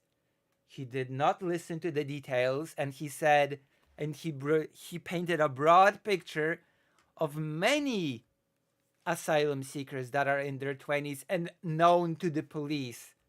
But then it turns out that being known to the police means that he was a detective, a store detective. Okay, JD Vance, that is a very honest characterizations. I guess all asylum seekers are men in their 20s that are store detectives, already known to the police. I can work with that. I can definitely work with that characterization. Bavarian State Premier Markus Söder told German TV that counterterrorism officials had taken over the inquiry, but previous extremist backgrounds are not so easily recognizable at first glance. I thought JD Vance was pro-extremism. What happened to free speech? What happened to JD Vance?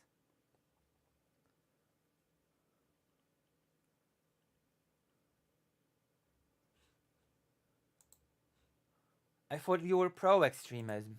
Rams a car into a crowd and shatters a community. How many times must we suffer these appalling setbacks before we change course and take our shared civilization in a new direction? What did I... Oh, we must take our shared civilization in a new... What is the new direction? The direction of neo-Nazis meddling in elections and just erasing the LGBT? The brave new direction of misinformation not being a thing that should be countered? No voter on this continent went to the ballot box to open the floodgates to millions of unvetted immigrants. Well, he was vetted. So what now? But you know what they did vote for? In England, they voted for Brexit, and agree or disagree, they voted for it. And more all over Europe, they're voting for political leaders who promise to put an end to out-of-control migration. Now, I happen to agree with a lot of these concerns, but you don't have to agree with me. I just think that people care. And it screwed them over. Yeah, Brexit did screw England over, but we're not going to be talking about Brexit. About their homes, they care about their dreams, they care about their safety and their capacity to provide for themselves and their children. And they're smart. I think this is one of the most important things I've learned in my brief time in politics. Contrary to what you might hear a couple mountains over in Davos, the citizens of all of our nations don't generally think of themselves as educated animals or as interchangeable cogs of a global economy. And it's hardly surprising that they don't want to be shuffled about or relentlessly ignored by their leaders. And yet you are very pro shuffling people who seek refuge around, because I guess they are just animals. You're probably not even going to use the term educated, and they are just cogs. And it is the business of democracy to adjudicate these big questions at the ballot box. I believe that dismissing people, dismissing their concerns, or worse yet, shutting down media, shutting down elections, or shutting people. Now this is a classic example of misinformation, taking a bunch of different unrelated topics and clustering them together. Okay, what does immigration have to do with the cancellation of the first round of elections in Romania? Nothing, but it's very convenient to cluster up a bunch of unrelated things and label them as bad, anti-free speech, anti-freedom. It's a very nifty technique, which, by the way, also happens to be misinformation. Or worse yet, shutting down media, shutting down what media? For what reason? Like, I cannot just hear such a vague statement and okay, sounds legit. Down elections, or shutting people out of the political process. Oh, shutting people out of the political process. We can't, why can't the neo-Nazi party just have a break, okay? Why can't the extremist parties have their turn? Protects nothing. I mean, it protects us definitely from something, okay? Not allowing a neo-Nazi party come to power definitely protects us from something. It's almost as if we have a historical example of what happens when a Nazi party comes to power. In fact, it is the most surefire way to destroy democracy. Yes, of course. Repeating an election when it has been tampered with is a sure way to destroy democracy. Thank you, JD Vance, for your wisdom. And speaking up and expressing opinions isn't election interference. Even when people express views outside your own country, and even when those people are very... Oh my God. Are we really unironically seeing pro-Russian propaganda right now? Well, just because Russia expresses its opinions via its paid apparatus of misinformation and manipulation, it doesn't mean that it's a bad thing. Come on, it's just freedom of speech. J.D. Vance is such a malicious piece of shit. Influential. Wow. And trust me, I say this with all humor. If American democracy can survive 10 years of Greta Thunberg scolding, you guys can survive a few months of Elon Musk. But what Oh snap! He's also gonna protect the meddling of Elon Musk, the richest guy. This is...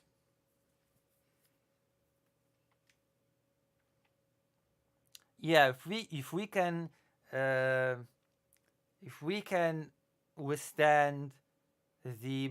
What did he say? in democracy, a few months of Elon Musk, 10 years of Greta Thunberg scolding. Yeah, Greta Thunberg scolding, because Greta Thunberg is clearly a multi-billionaire oligarch and has so much influence in anything. You guys can survive a few months of Elon Musk. What is this comparison? What is this brain dead comparison? Are we being serious here? German democracy, what no democracy, American, German, or European, will survive, is telling millions of voters that their thoughts and concerns, their aspirations, their pleas for relief are invalid or unworthy of even being considered. Yeah, oh my God. He's unironically endorsing the AFD right now.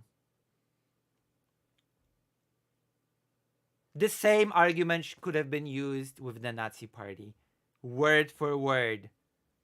You could have used these same words in the 30s with the Nazi Party.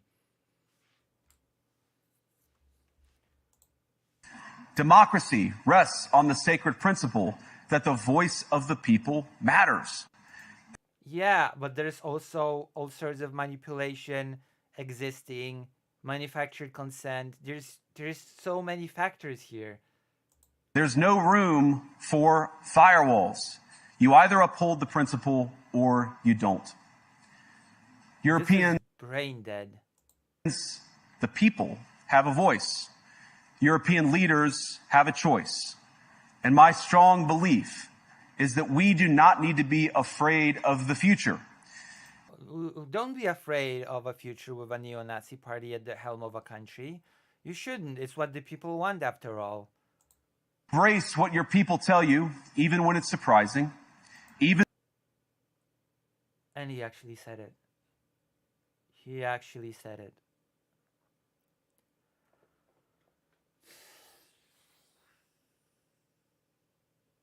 When you don't agree. And if you do so, you can face the future with certainty and with confidence, knowing that the nation stands behind each of you. Oh my God.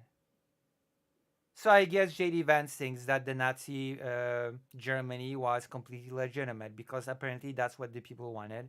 And that's that, I guess. That's it.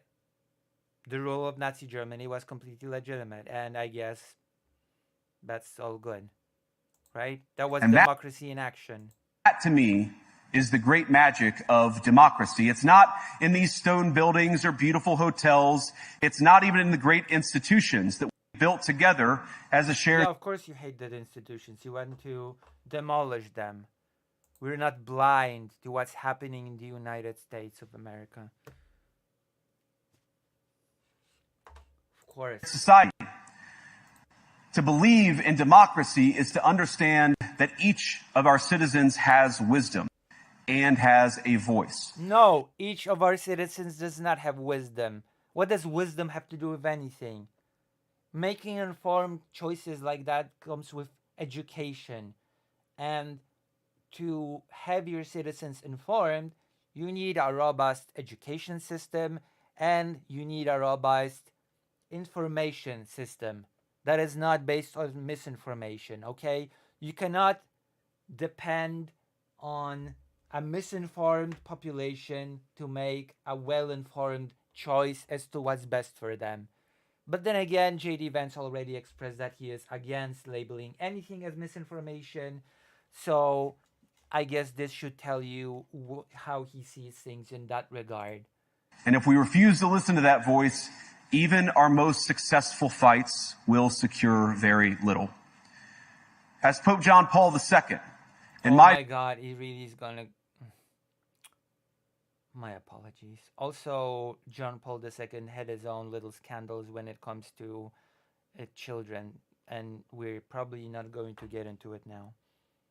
So I'm not sure John Paul II necessarily is the guy that you want to so confidently quote.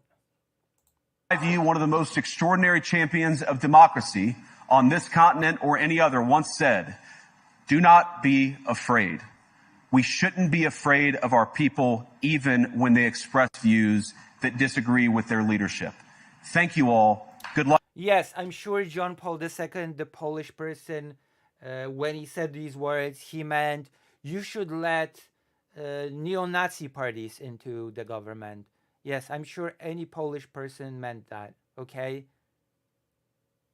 This is such a misuse of the quote that it's mind-boggling. He meant it as it was a message to the opposition. Don't be afraid to oppose the regime that oppresses you, okay? It wasn't let the misinformation flow and let's get the extremist parties into the government and let them speak their bigotry, okay? It was there is an oppressive regime and you should not be afraid to oppose it. I cannot believe that you would take a message of defiance against oppression and you would turn it into a message of let's just get the Nazis back into power. Oh God. I guess this is where we are. This is the brave new world that we are in right now. Like, I'm pretty familiar with the whole John Paul II thing, okay? I'm pretty familiar with that part of history. Oh. My goodness.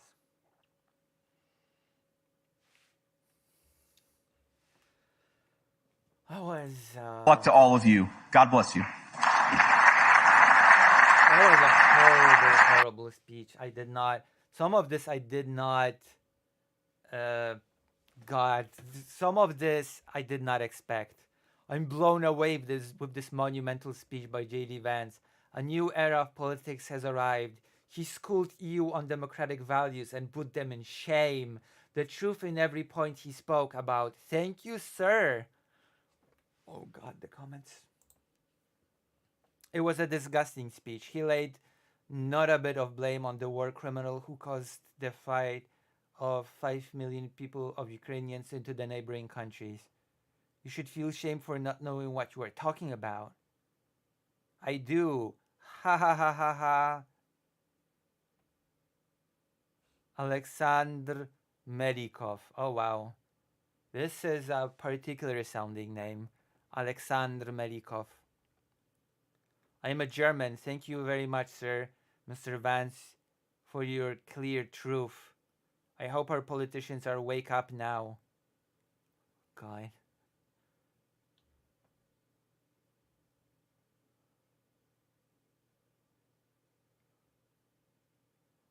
Oh my goodness. I'm German. This is one of the greatest speeches I've ever heard. Thank you so much. And it doesn't remind you of something you have heard before. Not even close. He spoke words of truth. Kennedy?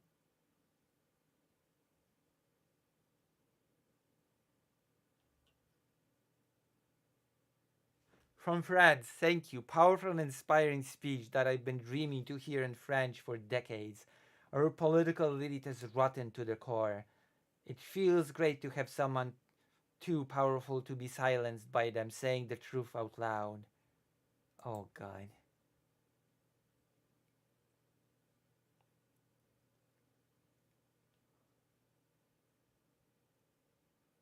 This was a historic speech, a bold vision for democracy.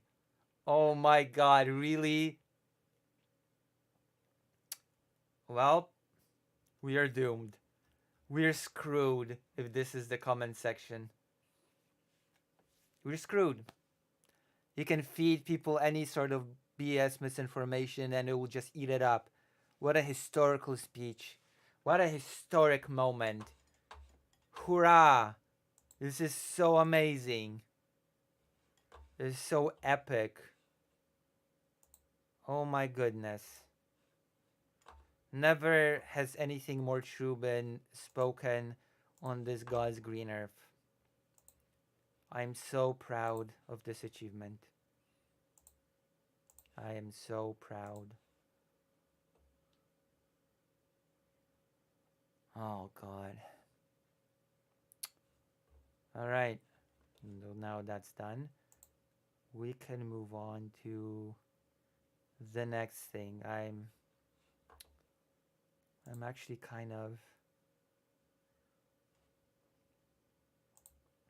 appalled. I am appalled. Any thoughts? Anybody still here from the chat? Hello, Great Rain. You've missed an amazing speech by one called J.D. Vance.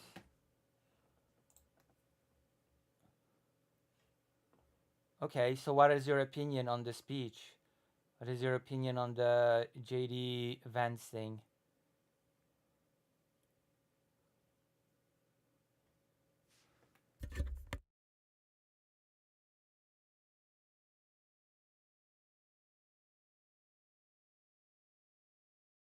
It was great. It was amazing. You enjoyed. Yeah, it was cool.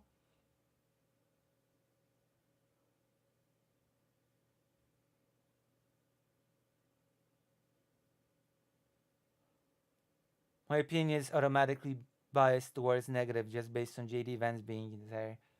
Well, you're just a bigot. I think you're just bigoted, okay? I think you're just showing your negative bias and I personally don't like it. I just don't like the negative bias on the display.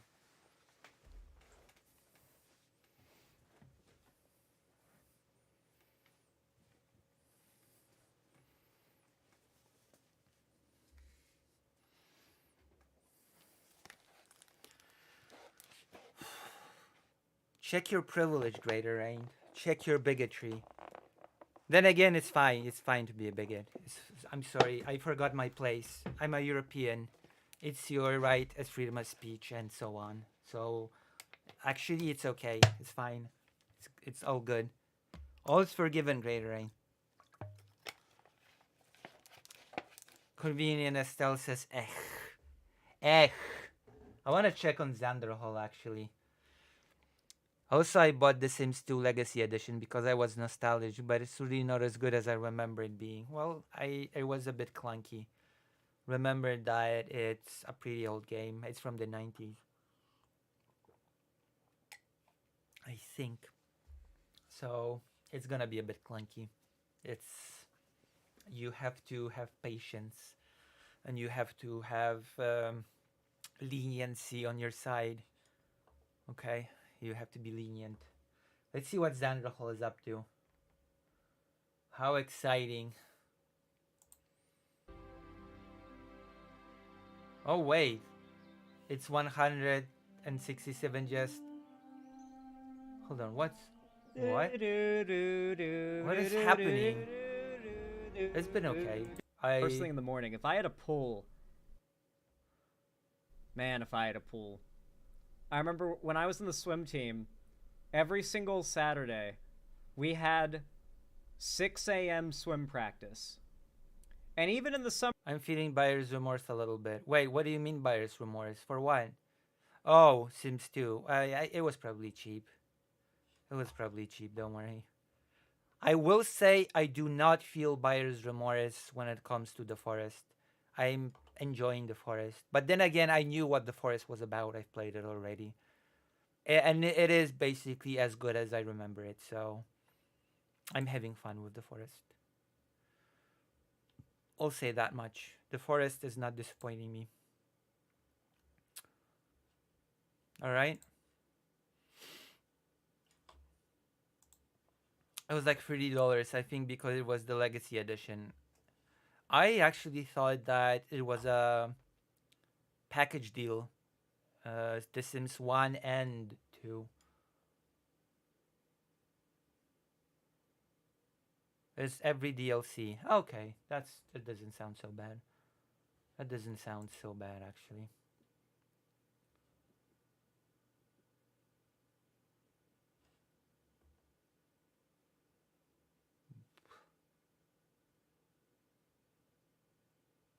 All right, I'll be right back. I have to check on something because right now I have to check on something from time to time, but don't go away. Invite some more people into the stream. Damn. It seems like you could either buy one or two and together or individual or legacy. Oh. So, and press like and all that good stuff. All right? Do all the nice stuff that you're supposed to do as a loyalist viewer. A loyalist.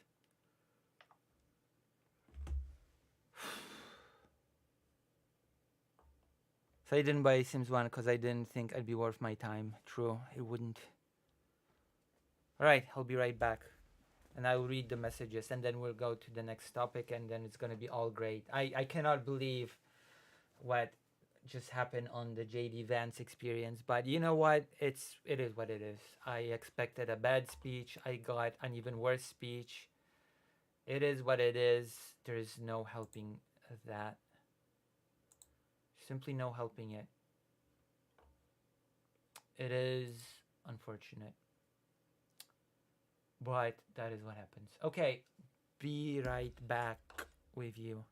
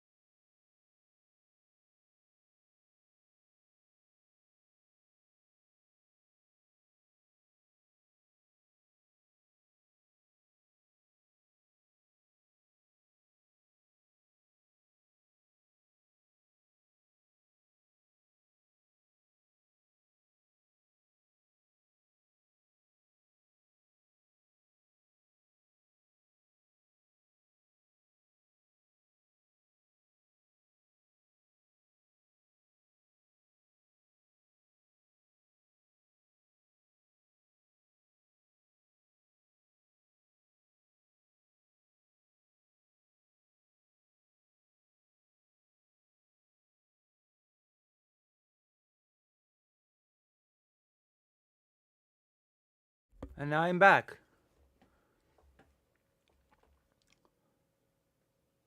Oh my gosh. What is this?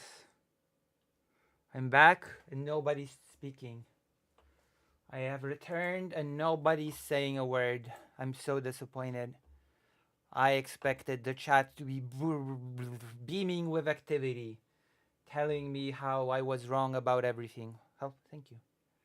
Thank you for welcoming me. Ukrainian President Zelensky calls Trump plan to stop Russia war not acceptable in Munich. Okay, this is something that I wanna watch. Let's watch it.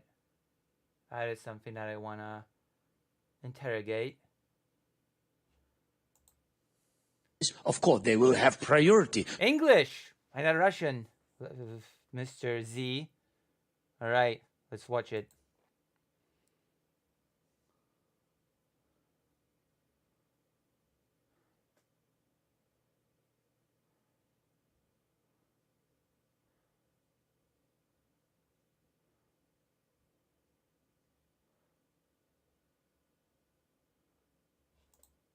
України, і ми про це багато говорили. Я говорив, що треба захищати Україну, наші ресурси. Чому їх треба захищати? А якщо ми говоримо прагматично, а не тільки про безпеку Європи, хоча я вважаю, що безпека Європи передусім, і люди – це пріоритет, але говорити можна і фінансово, прагматично. Коли ми говоримо про захист наших ресурсів, щоб вони не попали в руки повністю. I was happy that America saved critical minerals and a lot of different Russia don't give one or because of course they wish all the details. They wish yes, ready. That's all. I'm here. Turn for me. Here with Vice some chill. What the camp, the Secretary of Treasury, he came. What does he speak first? Я сказав, що і також зауважу, багато всього save it, що передусім вже штатами, виключно президент. Save it щодо інвестування в critical minerals України, і ми про це багато говорили. Я говорив, що треба захищати Україну, наші ресурси. Чому їх треба захищати? А якщо ми говоримо прагматично, а не тільки про безпеку Європи, хоча я вважаю, фінансово прагматично. Коли в руки треба, все це очі треба. I'll be short because it's okay. It's difficult to be short. Sorry.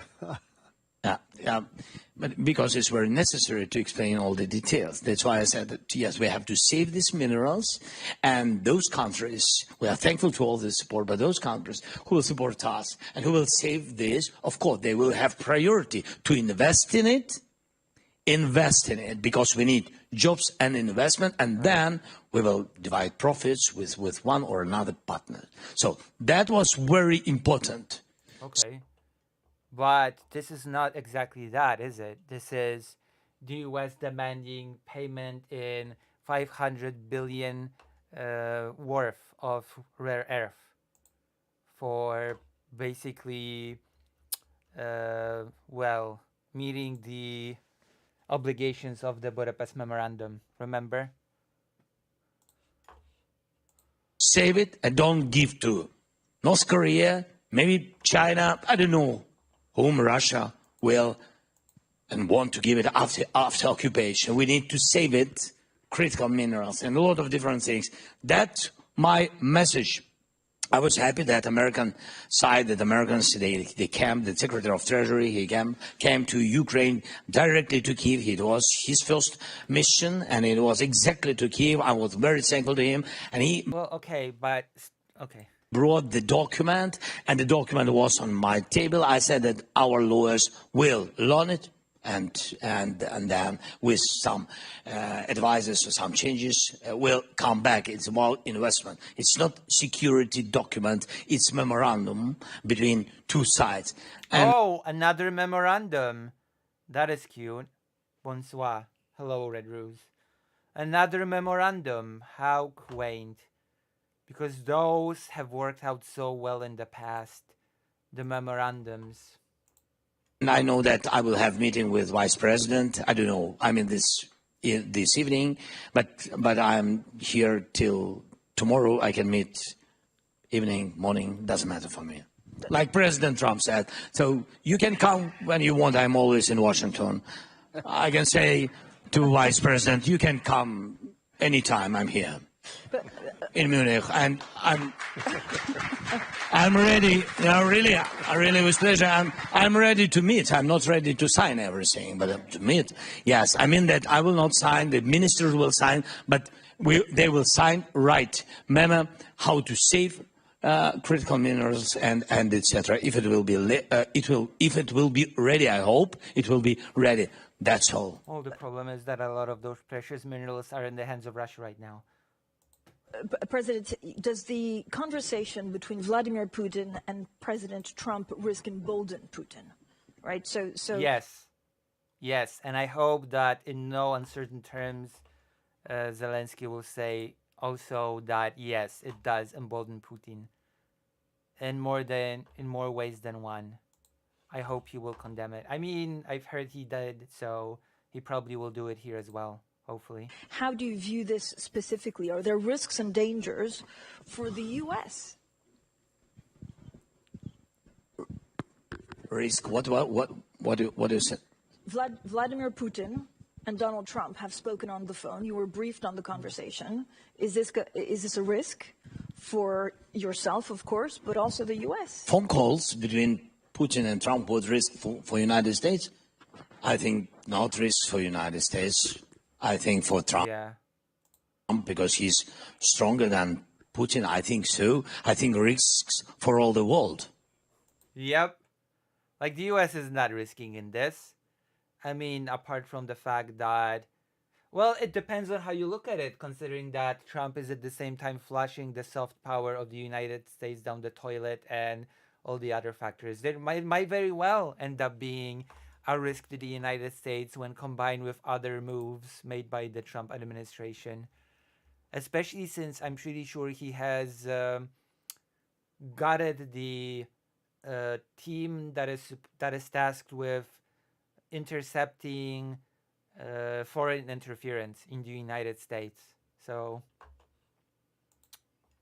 because the priorities, I mean, we have much more risks than risk for the United States, with all respect, for all of us, with all the big guys. And I think it's very necessary. As I said at the very beginning, I had good conversation with the President Trump. We had some phone calls, and he had phone call with Putin, and he said to me, I think that that he wants to stop the war. I said to him that he is a liar, and you can yes. Yeah, we have an article about it as well, about Putin being a liar. You can count on it. I hope that you will pressure him, because I don't trust him. We had such conversations with Putin. It's difficult to be short. Sorry.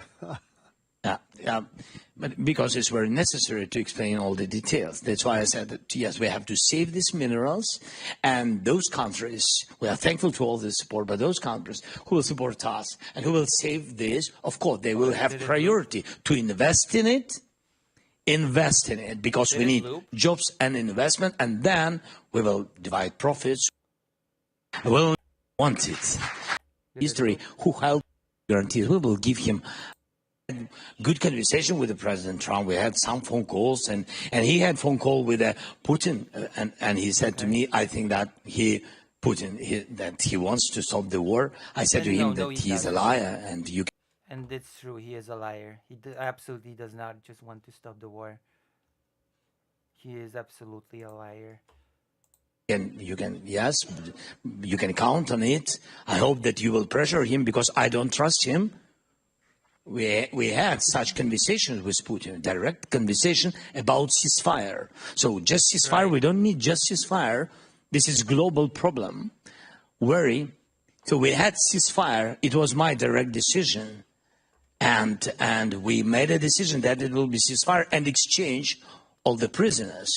And he didn't change all the prisoners. Yet we've been very. There was no real ceasefire either. happy that was first step when we brought home more than 100 guys to their family. It was very necessary between us. Even because of this one reason, I had to come to France in 2019 and bring back people. But he will not just, ceasefire and that's all. That's why I said to President, yes, but I think phone calls are phone calls. Let's forget about it. I think what is very important, the meeting, not to make any decisions about Ukraine without Ukraine. This is principal position we will never accept. But again, as I once said, even if Ukraine is accepted to the negotiating table, it does not follow automatically that it will have an equal place at that table. That is something that we should all remember and keep in mind. Not all members at a negotiating table are always treated as equal parties. Just keep that in mind. Accepted. And when I said that we will never accept, I'm not speaking just about me. I'm speaking about all our people, all our nation. People will not stop. We will give him pause. Without the real security guarantees, we will give him pause. I don't want to, be those person in the history who helped Putin to occupy my country. Yeah. I don't want it. And that's why And there's a risk that will happen, by the way. I will never do it. I will never do it. And it's very important for me to pressure Putin, put all the sanctions. I think President Trump is ready to do it. He has all this power to do it. That's why I wanted very much to come to Washington any day this century. And to come to Washington, and I think we need very much to make the common plan of civilized people and to share it, all these things with... So what he's basically saying, translation is, it's time for Ukraine, the United States, and Europe to have a unified strategy, unified front when it comes to peace negotiations and when it comes to how the peace should look like. And unfortunately, I hate to be the pessimist in the room, it seems like that's not happening. It seems like the United States and Ukraine and Europe cannot get their interests aligned, especially the current version of the United States of America. So it feels to me, especially statements like pre-2014 borders are unrealistic. It just doesn't seem like now that what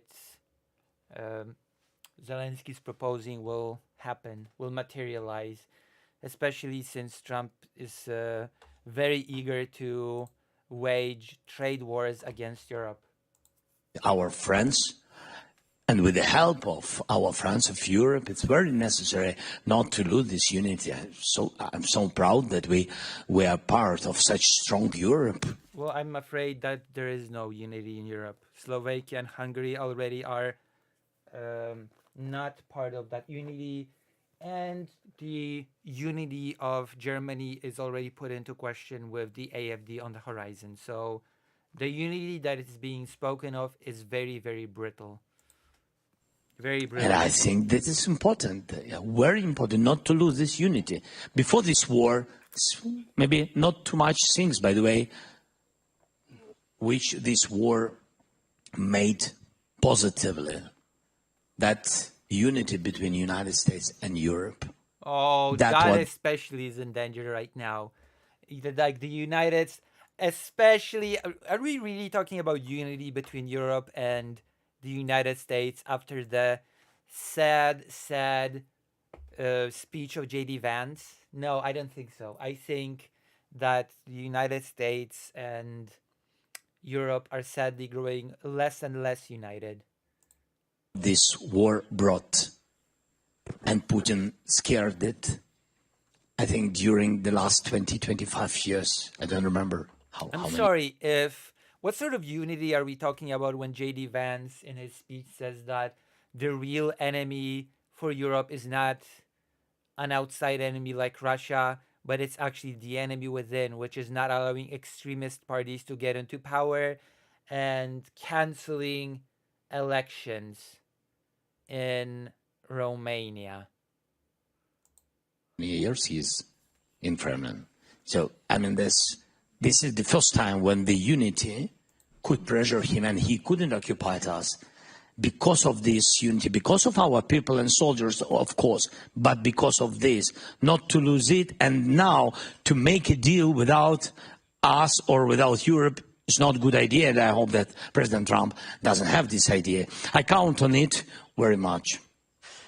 I think I answered on 10 next questions. Sorry. I have 100 questions, but to the senators. Well, I'm afraid that this hope is a bit misplaced. I hate to say it, but I think it's true. Observing what is happening, having heard the speech, I'm afraid that the...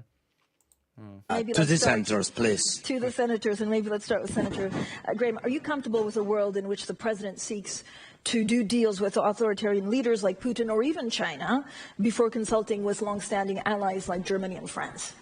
Yeah, I'm very okay with Trump talking to Putin. He talked to him. What I'm not okay with... Wait, what? Well, that was a bit disrespectful. He talked to him. Trump talking to Putin. He talked to him. What was that?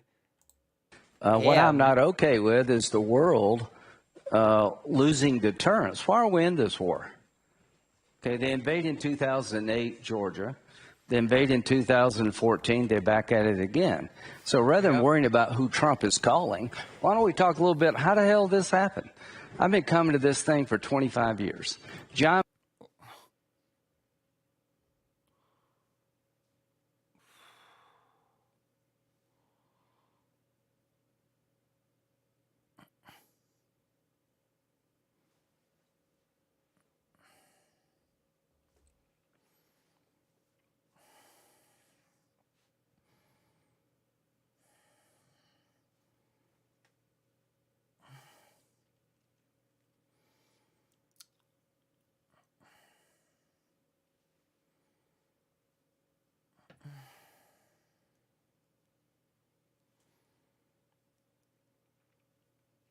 Just felt a sudden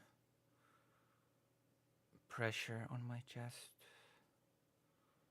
I can still feel it.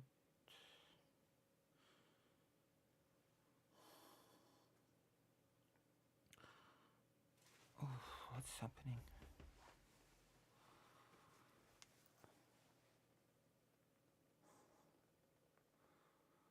Lindsey Graham is just a piece of shit. That's all I know about him. He ran into Republican primaries in 15-16. I'm trying to check what's the source of the pressure on my chest.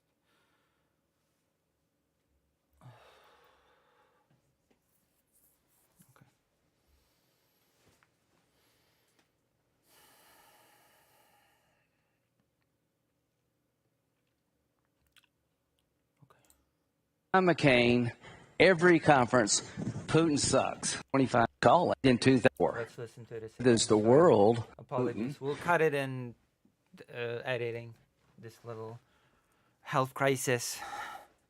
Huh. Yeah, it happens.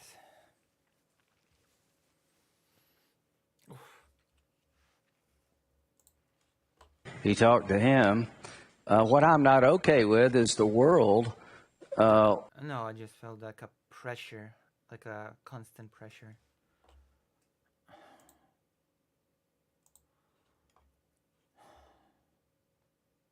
I don't know why. I still feel a little bit of a pressure. Well, hopefully I'm not having a heart attack. If I do, call an ambulance, all right? If I get a heart attack on stream, just call an ambulance. No shortness of breath. To speak of, just pressure.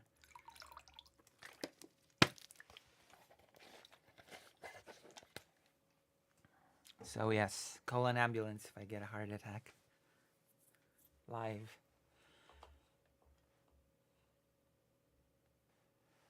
Thank you. Thank you for flying over if I have a heart attack. Oof. Feel reassured. Alright, let's continue. I think it's passing. losing deterrence. Why are we in this war? Okay, they invaded losing deterrence. 2008 Georgia. They invade in 2014, they're back at it again. Right. So rather than worrying about who Trump is calling, why don't we talk a little bit, how the hell did this happen? I've been coming to this thing for 25 years. Yeah, let's talk about deterrence. You know, NATO, the perfect deterrence that has failed no country so far. Let's talk about deterrence. Would I call an ambulance on you? Hello, Polish authorities. I don't speak Polish, but someone in a location I'm not familiar with is ill. Yeah, there you go. You just wrote how you do it. Why are you asking me how you would do it when you described in detail how you would do it? That makes no sense. I'm just gonna say that makes no sense.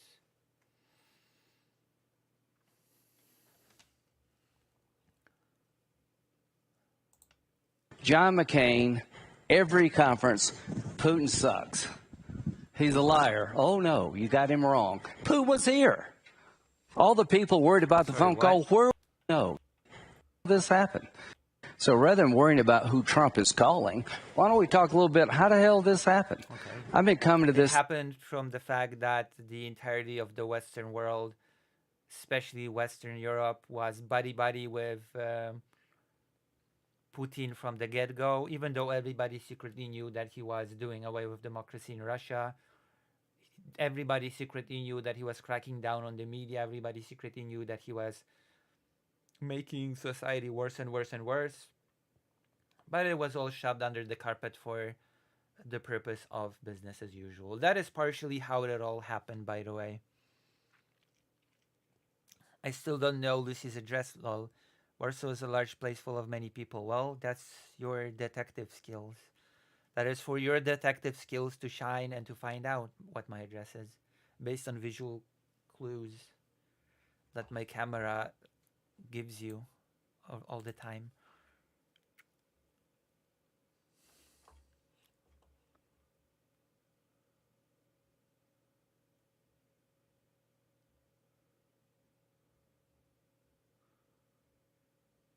Oh yeah, you know my mom's address. You're right. Thing for 25 years. John McCain, every conference. Actually, the only reason why I didn't give you this one is because I didn't want the package to be lost. Or because I don't trust the package to be delivered here for some reason. I don't trust the post to be competent enough to deliver the package to this house. I do trust them to deliver it to that other address, but I don't trust them to deliver it here. Conference, Putin sucks. He's a liar. Oh no, you got him wrong. Putin was here. All the people worried about the phone call, where were you when we needed to stop Putin? Why did... No, I don't know. It's a bit weird. That's like there's no real big post box and they would have to go through the thing and it's like it's a mess. Didn't he invade when Trump was president? Because he was afraid of Trump. Wait, hold on.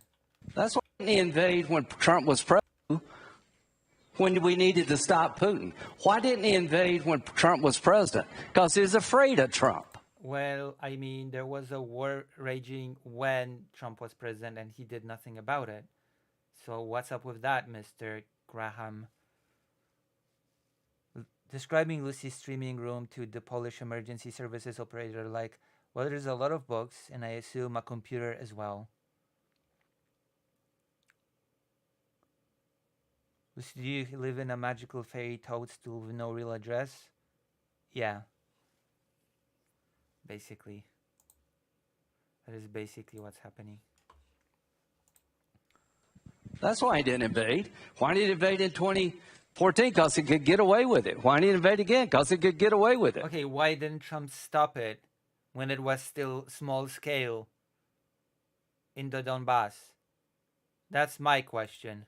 I want to tell you and your people, you're the ally I've been hoping for all my life. That's a joke, isn't it? Not one American has died defending Ukraine.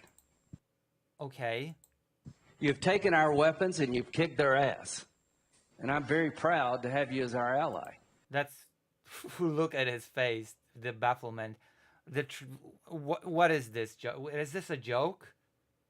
This, oh my god, this is so embarrassing. I'm even more pissed by this than what was said by JD Vance. Which, by the way, now the Trump cabinet is changing its tune. It was no war, no more dying, and now after the incident in Chernobyl, apparently the United States government is considering sending U.S. troops to Ukraine. Like, we'll have to confirm it, but apparently there's been whispers of sending American troops to Ukraine, which is wild, isn't it? Now, how does this war end? It ends in a way I hope, so we don't do this yet. Oh yeah, there was a Russian drone hit the sarcophagus. That accident is a generous way to put it.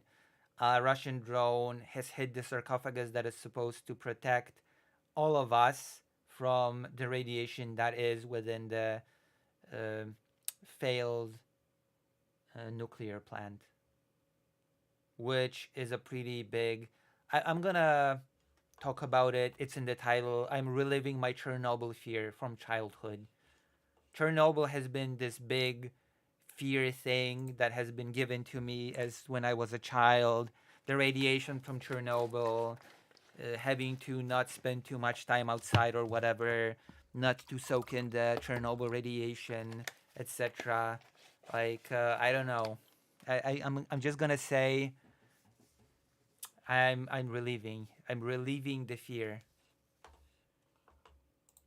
Again, do y'all agree with that? So no. It doesn't matter to me who Trump calls or when he calls. It matters to me how it ends. Afghanistan. Okay, how does it end? That is a good question. How does it end? Ended poorly. Do you all agree with that? Well, this will not end poorly.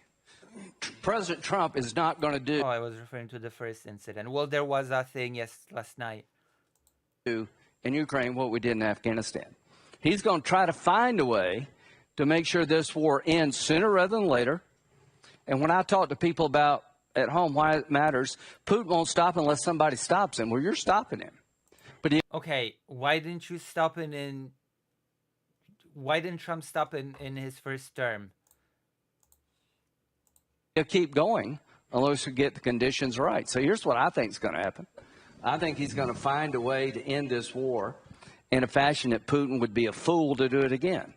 Yeah, by giving Putin territory, by giving Putin guarantees that Ukraine will be neutered, and by giving Putin basically all that he wants. Yeah, that's all. Also securing 500 billion of rare earth for the United States. That's brilliant. That totally will show Putin his place and make him not do it again. That's a brilliant idea. Very quickly. How do you deter Putin? Also very quickly, from 24 hours to half a year to 100 days. Arm this guy to the teeth. Yeah, you give him a bunch of F-16s, not a few F-16s. You give him ATACMs, you give him tanks, because they will fight. Remind me not to invade Ukraine, okay? That's great. That is amazing what you're saying right now, but it'll never happen. I super hate what he's saying right now because the cabinet will never do this. That this will not happen. What a joke. Oh yeah, let's arm him to the teeth. Let's arm him to the teeth. Meanwhile, oh yeah, going back to the pre-2014 borders is unrealistic. And, you know, let's just give them territory that they want. It just doesn't work out well. So let's arm this guy. Let's do... In reality, we are going to maybe arm this guy if he gives us 500 billion rare earth minerals, which, by the way, this 500 billion doesn't go for future aid, but goes to the aid that we've given so far. And, by the way, no NATO. And, by the way, no U.S. troops in Ukraine. And, by the way, no significant peace force from Europe in Ukraine. The minerals agreement, so we'll have our American business interests. Putin doesn't understand what's going on. If we sign this minerals agreement, Putin is screwed. Because no, he's not. Trump will defend the deal. No, he won't. Trump breaks all deals. I'm sorry, Trump breaks all deals that he doesn't like. And Trump said that the 500 billion isn't for some... Okay, the deal isn't you're gonna give you the deal. The mineral deal is not you're gonna give us 500 billion worth of rare earth and we're gonna give you in exchange 500 billion worth of aid. That is not how that works. How it works is like, we've helped you so far and now you need to pay us for the help that we've given you so far. So give us 500 billion worth of rare earth and maybe we'll even continue to support you. So no, actually, Putin is not screwed. Also, again, I will ask this again. What if Putin goes to Trump and say, we have a lot of rare earth as well. We want to make a deal with you on rare earth. We also have that. We can offer it to you. So what then? What if Trump makes a deal with Russia as well on rare earth? After all, there's American business interest. The best thing that's going to happen here is he's going to do a deal with you, I hope, and he will defend America's interest. Well, America's interest is not Ukraine interest, so all that Putin has to do with go to Trump with an equal or better deal. Because Trump has no loyalties except to the deal, apparently. So this war is going to come to end, I hope sooner rather than later, and it's going to come to end in a way where it won't happen again. I have every confidence in the world that Donald Trump will end this war in a way that there will be no third invasion of Ukraine. Senator, would you rule out NATO membership for Ukraine? I think nope. I think NATO is ruling that out, not Donald Trump. Oh, that's such a lie. That is such a lie. Yes, Donald Trump ruled it out. He did a whole speech about it. Okay? He did a whole speech how he understands Russia's concerns and that NATO should be ruled out for Ukraine. So yes, actually, Trump did rule it out. Don't blame it on NATO, which doesn't even make sense because US is part of NATO. And it's been one of those countries that opposed Ukraine joining NATO together with Germany. I think there are members of NATO who are not going to let this man in. But and among them is the United States of America that has opposed Ukraine joining NATO. The biggest countries that have opposed Ukraine joining NATO are the United States together with Germany. An idea comes from the art of the deal. If we can't agree they should be in NATO, I'm sorry. An idea comes. I think they're members of NATO. The art of the deal. The art of the deal. You know, the book authored by some shadow writer, ghost writer for Trump. NATO who are not going to let this man in. But I've got an idea comes from the art of the deal. If we can't agree they should be in NATO like right now, can we agree that if there's ever another invasion, the moment they invade, they go into NATO? No. No. Nobody would agree to this, actually. So no, the answer is no. Why are you even asking such a stupid question?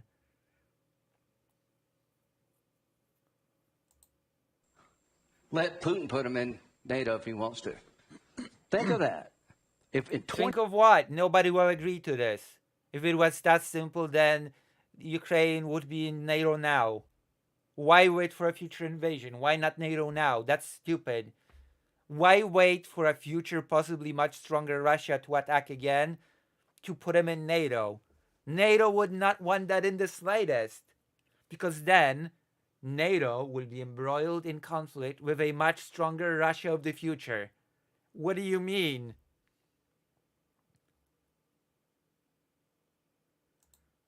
(2014). Yeah, let's put him automatically in NATO when Russia is time to rebuild, get a much stronger army, and attack again. Brilliant idea. I never would have thought of such a smart plan because my brain is so small. We'd had an agreement where if there was another invasion, they would be in NATO. There would have never been an invasion in 2014. So what I think we let Putin know that if he ever does this again, they're going into NATO really quick. Senator Shaheen? Well, I agree. I don't think we should take NATO off the table. I think it's important for us to have as much. It's too late. It's been taken off the table. Okay, for all intents and purposes, all NATO countries have to agree. So it's off the table. The table's been turned around. It's gone. The table's gone. Oof. Much leverage for Ukraine as possible going into any kind of a negotiation. So I agree with Senator Graham. We need to give them weapons. I think there's bipartisan support in Congress to do that. Well, unfortunately, the Trump administration does not believe in arming Ukraine to the teeth. I am sorry to be the rude wake-up call to that. I think we need to make sure that NATO membership... I'm so fed up with the empty talk, especially with the current administration. That's not going to happen.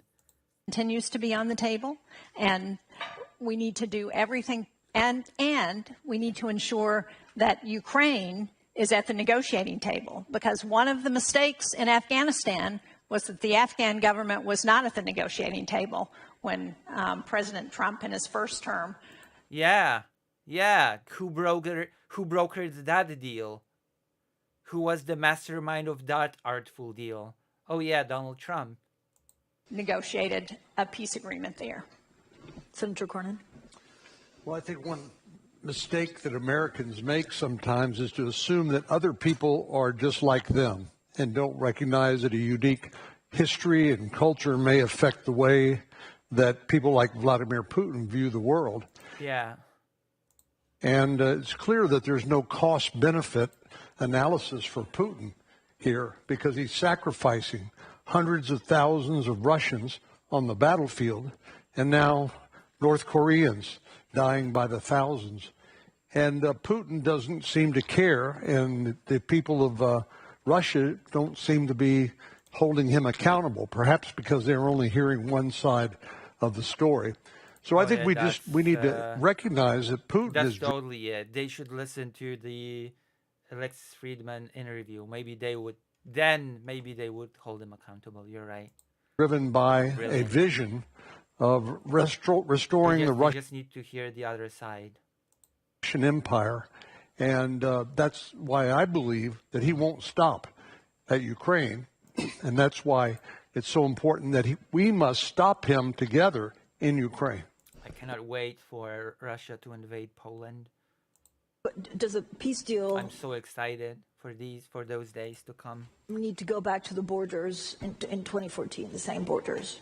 I think the realistic peace deal needs to be something that this gentleman right here can sign proudly, and that first of all... so a bunch of vague nothings. I think the deal should be something that's good and not bad, and I think Zelensky should sign it proudly and not with shame, and I think that would be pretty cool. Okay. All right. Okay. Thank you for your input. That's helpful. The deal should be good and not bad, and signed by President Zelensky. Well, does justice to what happened to Ukraine? Wow. Okay. Just between Russia and Ukraine, Damn. The deal needs to provide that justice for Ukraine. Powerful words. Second, it needs to be structured in such a way that it sends a message that there is no next Ukraine, that Russia does not just move on to another country to play. Wait, what the fuck? What? Oh, okay. That's a horrible way to phrase it, because it just makes it sound like, okay, you can have Ukraine, but nothing more. And ironically, what he just said is, there's not going to be a next Ukraine. You don't go further than Ukraine. We're giving you Ukraine. Be satisfied with Ukraine. Nothing further. That is, I'm sorry, that is what I'm hearing. Maybe he means something completely different, but it's not what it sounds to me. It sounds horrible. Play this is horribly worded. Same script. And the third thing is we need to set it up in such a way that when China is looking at this outcome and they look over at Taiwan, they think, maybe not such a great idea. And there's one thing I feel obliged to add, because we are Codell McCain. We still keep John's name.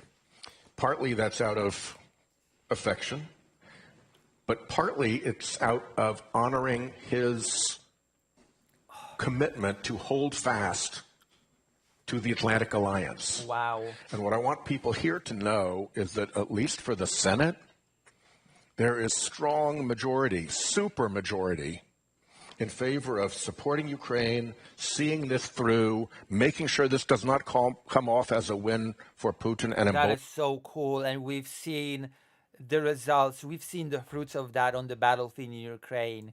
The aid has been pouring in. Everything has been perfect. And it's just great news all around. You're right. Yeah. That's so cool. You're so cool. Holding him further. The and while Senate's you will so hear, cool. obviously, other voices, Trump's going to come in any minute and say, I am the Senate. There is a strong, strong, big core of people like Dick Blumenthal, who's been in 6 times to Kiev to, battle for this. Oh, that's cool. But we've not seen any tangible results from this. So again, this is just empty talk in practice. There's a very strong reservoir of determination in the Senate. Oh, a reservoir of determination. Well, that's helpful. The determination is what's going to win the war. I forgot. Determination. See this through, yes. And it is a bipartisan reservoir of determination. Yes. I can feel the determination. Can I add something? Yeah. Because I think it's going to be so frustrating for Zelensky to sit through this circle jerk, quite frankly, when no result. Like the level of circle jerking certainly does not correspond to the level of results in Ukraine. One of the things we haven't talked about, we've talked about the U.S. role, but Europe also has a role. The sanctions that we've put on Russia are a lot stronger if Europe is fully engaged in those sanctions. And Europe has also contributed to ensuring that Ukraine can defend itself. So we've got to remember that it's important for us to act together. Yeah. And wow. Okay. Another strong message that I've never heard before. We've got to add. So proud of her words. Oh, amazing. What did we get wrong in 2014? Amazing. That's 14. What did we get wrong in 2014? Well, we didn't give Ukraine much weapons at all. We gave you a lot of blankets. So we didn't have... What did we get wrong from 2016 to 2020? What did we get wrong when Trump was in office and did nothing to stop the conflict in the Donbass? The policy of giving you what you need to defend yourself, right? We didn't mention anything about the consequences. Like I hated that this is a thing-layered opportunity to just bash the administration from before the Trump administration, while ignoring at the same time that Trump did not do anything about this conflict during his first term. Of another invasion. We didn't seize the moment to integrate our economies by doing mineral deals. Everything we did. Mineral deals. That's what we needed in 2014. Mineral deals. Didn't do in 2014. We better do now. That's okay. That I see. Okay, sure. Including going after. That is exactly what was missing in 2014. Making a mineral deal.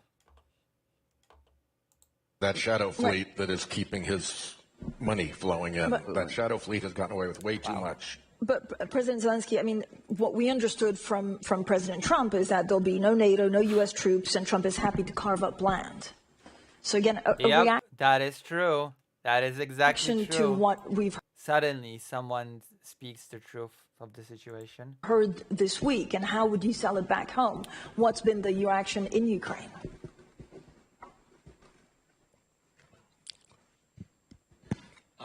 The reaction in Ukraine.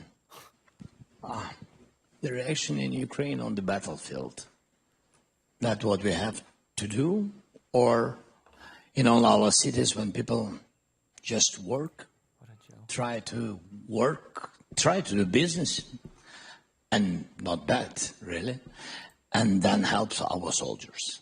That's the reaction on everything. And of course, when we hear, some not positive messages, of course, it has big influence. The worst thing when you have big influence on moral of the people, because, today I think only such things, love to Ukraine, believing and trusting that we will have just peace and will that we will defend. Surely we will have just peace if Ukraine receives absolutely zero security guarantees. Surely. Our country. Such just peace will magically materialize itself for us. And we are right. And it's fair, absolutely. And I think that's things which really hold us. But about the NATO, I mean, that I heard so many times from American side. By the way, Biden's administration and now from President Trump, I heard a lot of messages from them by phone. My first phone call with the President Biden, and my first question, will we be in NATO? He said no. And I said, we will see. And then we had more meetings, more questions, but be very honest, United States, they never saw us in NATO. Yep. They just spoke about it. Yeah, and they've always vetoed the membership openly, okay, together with Germany.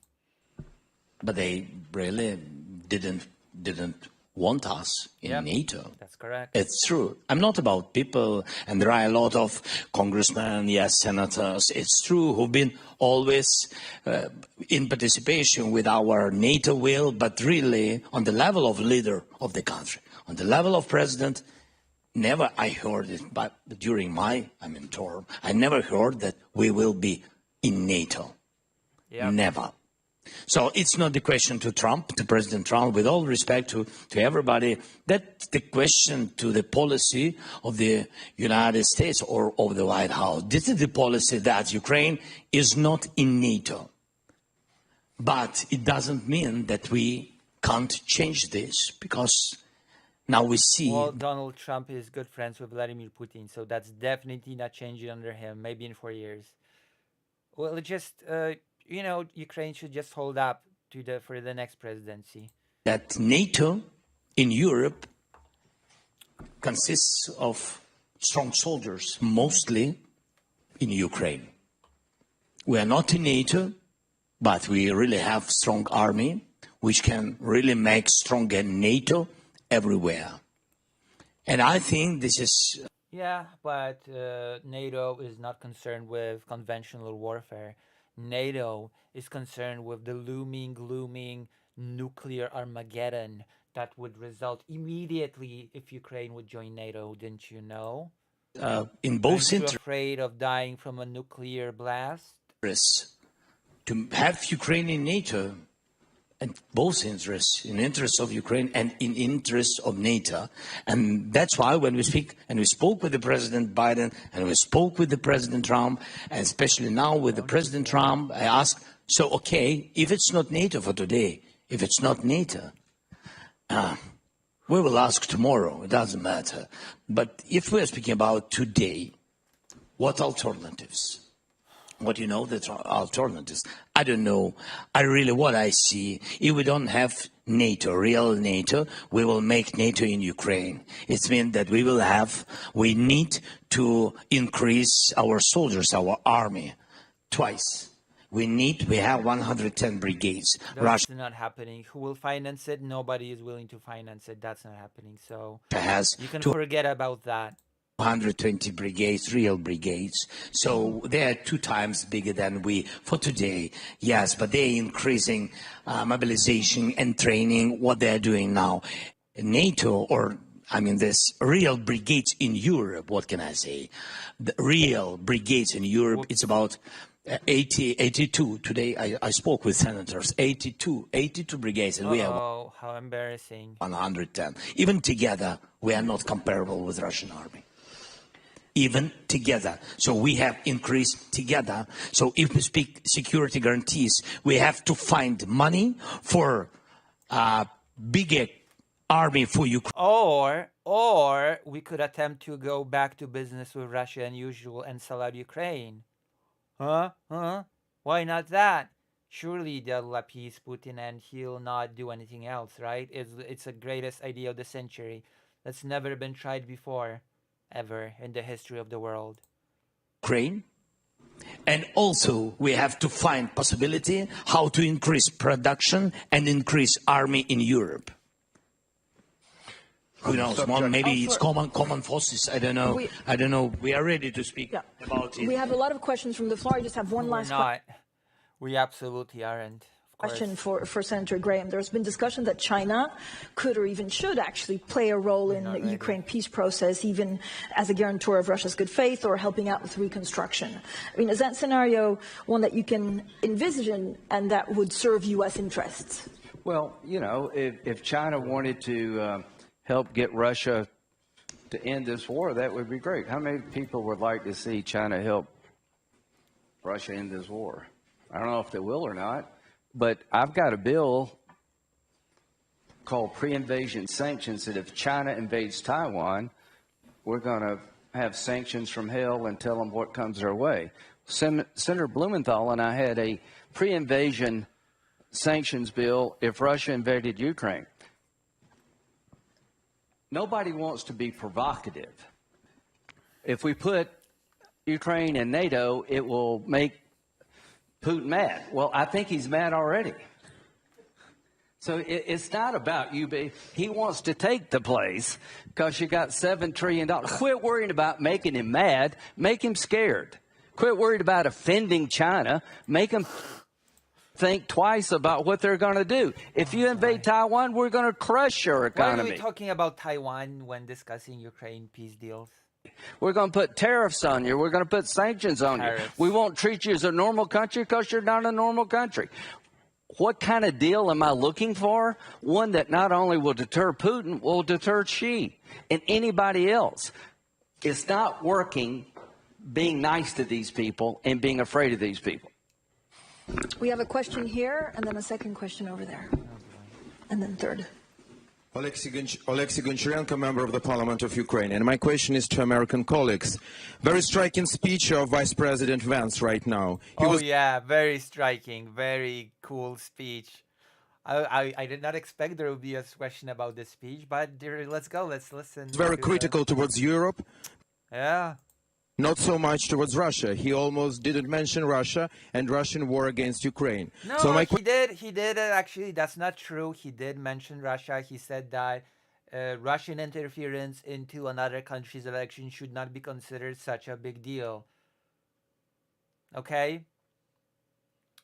So yeah, actually, that's not true. Russia was in fact mentioned in the speech and even slightly praised for its prowess when it comes to influencing the voter, which is cool. They're using their free speech to inform the voter in a certain way and nudge them in a certain direction. Why would Romania be against that? Isn't that democracy in action? Question is today, if Romania cannot take Russian misinformation, then maybe Romania just, maybe it's just a skill issue on Romania's democracy. Is a happy Valentine's Day. Happy Valentine's Day to everybody. Love and marriage and alliance between America and Europe made both sides of Atlantic Ocean great. You now want to make America great again.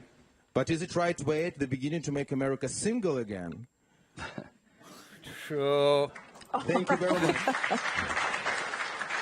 Senator Shane. Look, that's why I said it's important for the United States and Europe to work together on Russia. The transatlantic alliance has been one of the longest relationships of allies, certainly in the U.S. history, and I think it's important to continue that.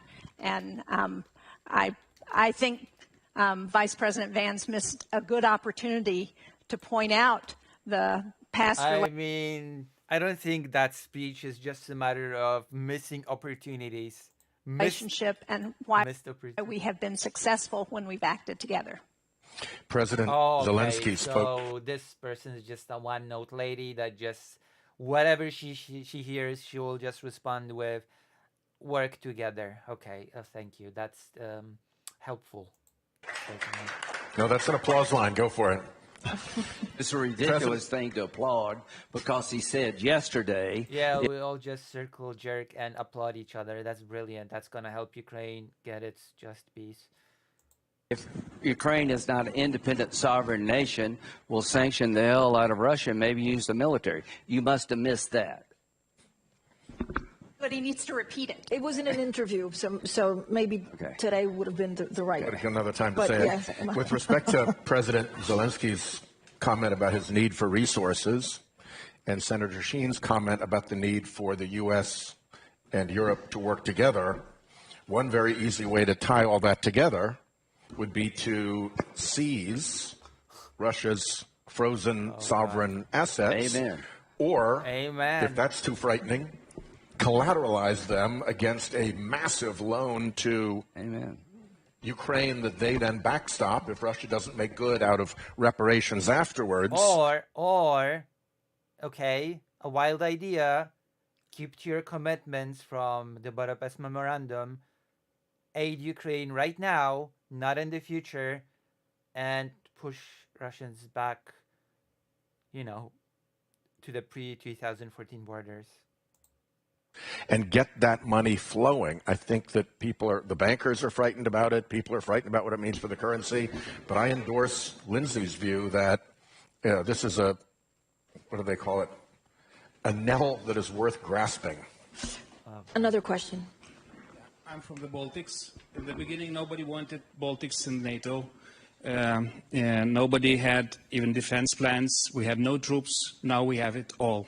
And it was legendary Senator McCain who started that campaign. So, Senator Graham, if you represent that group, we have many Lithuanians, many Ukrainians, many Poles. We have Central and Eastern European coalition, 25 million American citizens of our descent. We will vote for you. Do it what you did for us. Make Ukraine NATO member. Well, yeah. Well, yeah, sure. That's gonna happen. Great. Awkward silence. Fills the room. I'm okay with you being NATO. I'm just being honest with you. I think there are a few countries who are not. Uh-oh. Throwing the other countries under the bus as if the U.S. was perfectly fine with NATO so far.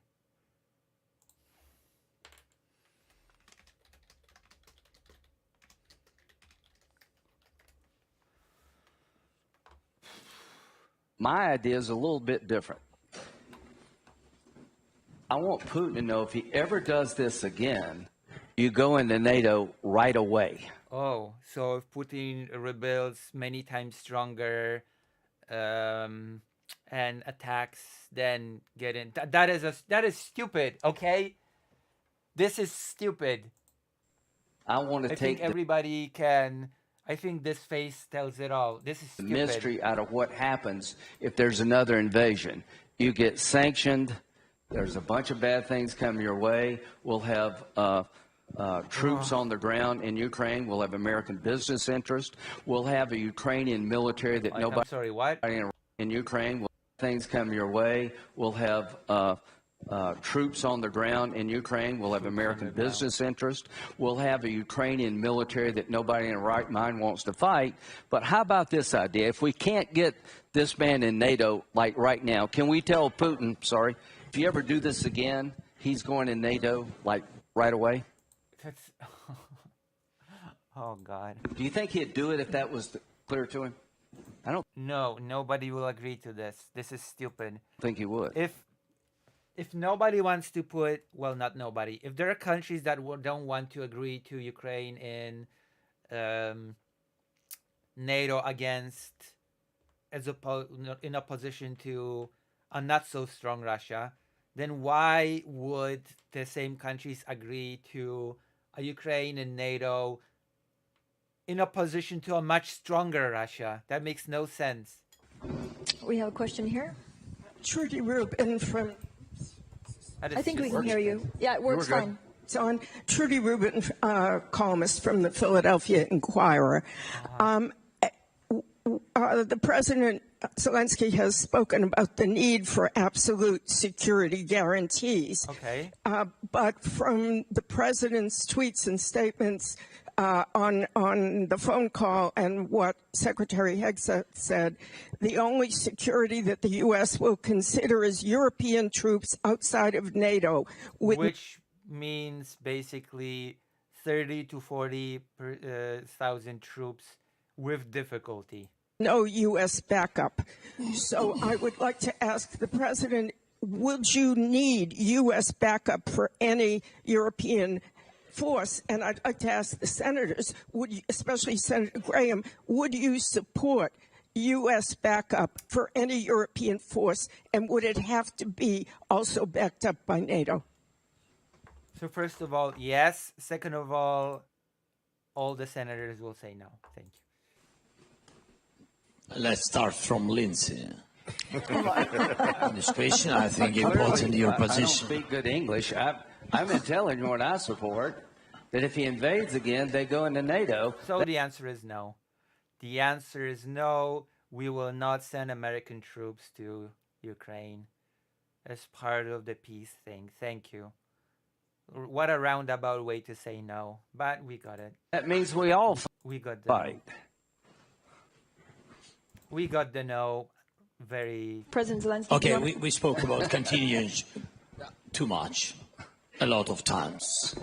Beginning with, this proposition from the European friends, from Emmanuel. We spoke about it with Emmanuel, with Starmer, with other leaders. I spoke about it with Emmanuel, with President Trump, with President Macron, and with me.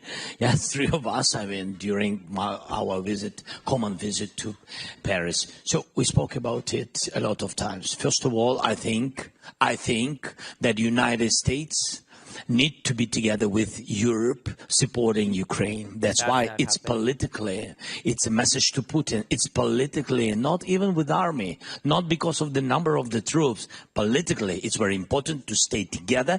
And when it's security guarantees from the United States. Also increasingly not happening, by the way. And Europe, it have to be together. That's why it's necessary to stay together in Ukraine if we see like a part of globally, like a part of security guarantees for Ukraine, the part contingents. Yes, that is the first. The second point, as I said, it doesn't matter from what country these forces. Europe can scrounge up barely 30 or 40,000 troops, so just saying. Anyway, we need 1.5 million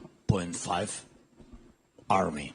1.5 million. Well, Europe is ready to give you 30,000 people or 40 if it tries real hard. And not in NATO.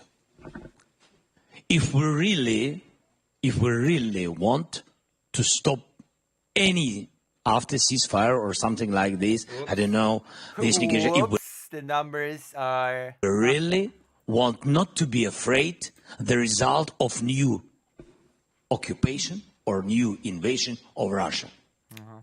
And this is real security guarantees. Yep. Because it's real preventive security guarantees. That's what really Putin will know, that he has army 1.5 million and Ukrainians have army 1.5 million. If he wants come and die, please. Well, that's not gonna happen. Just already, this has been ruled out by all parties involved. So, good luck.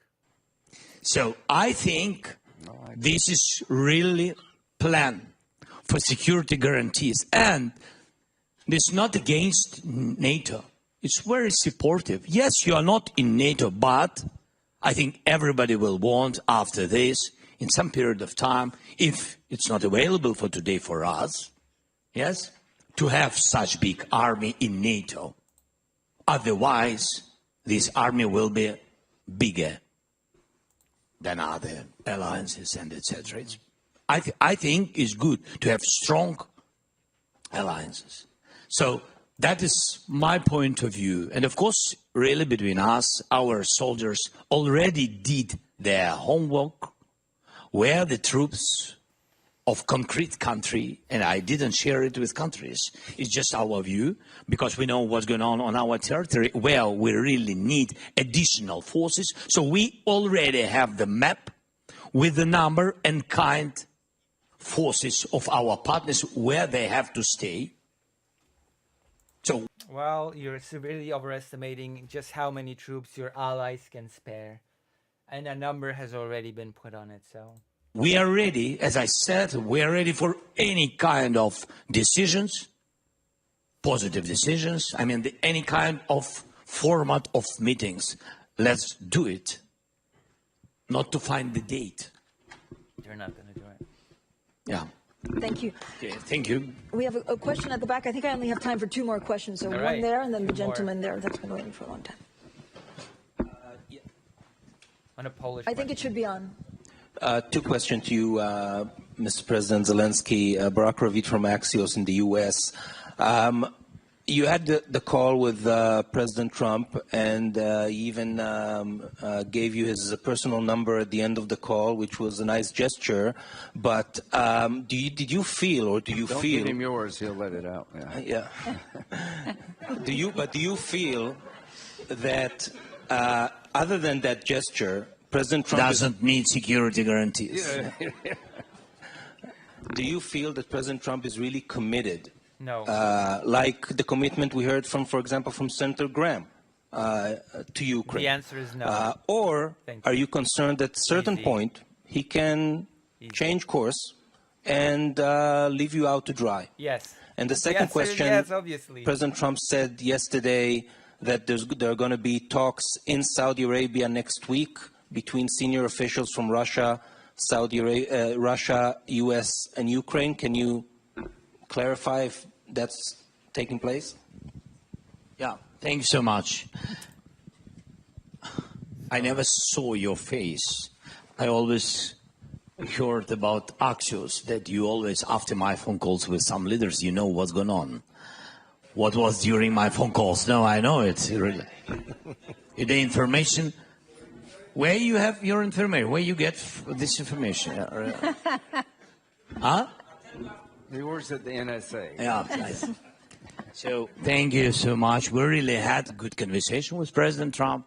Yes, he gave me his telephone number. By the way, it was funny. I can tell you. I think that President Trump will not be against it. I will open you. I said to him that this idea with the date to come to you, I said to him, without date, I said to him, I think it's genius. You want to call him now? No, otherwise you will always have his number. No, I know. No, I said to him, yeah, and he said, you can call me anytime you want. I said to him, yes, thank you so much. But previous time you said me that you can call me directly anytime and didn't give me your phone number. And he said, okay, yes, okay, right, yes, you can call anytime, and really, I hope, and we count that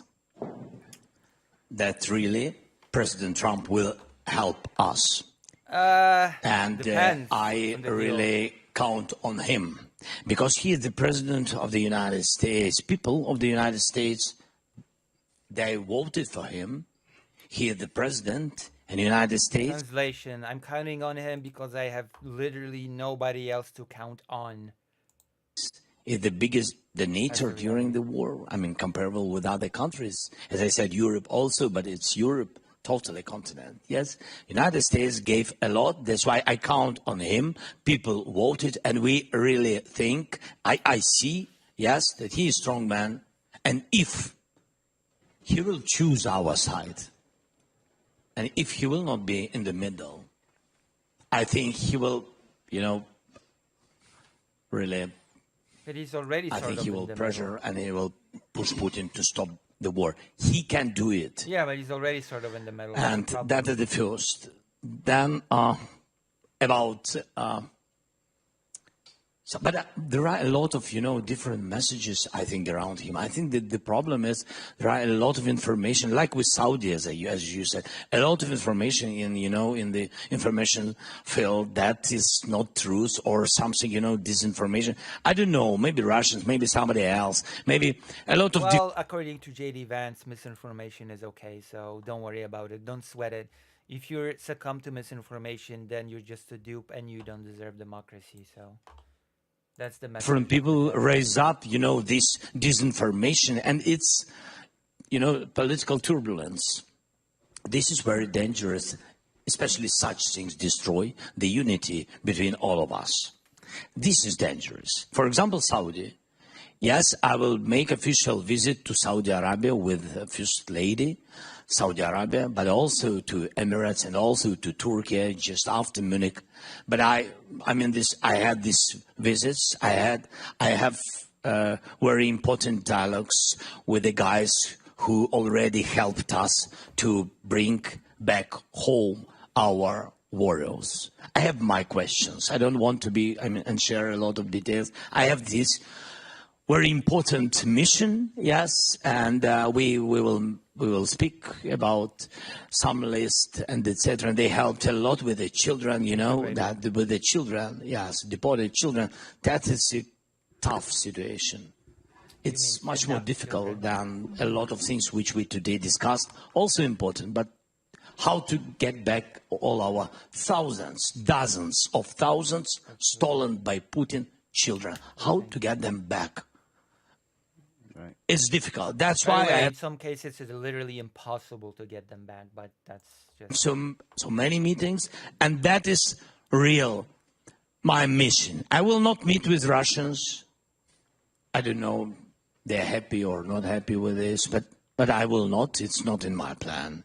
I will meet with Russians, with only one Russian guy, with Putin, only after we will have common plan with Trump, Europe, and we will sit with Putin and stop the war. Only in this case I'm ready to meet, not in other compromises platforms. Good. That's very clear. All right, last question.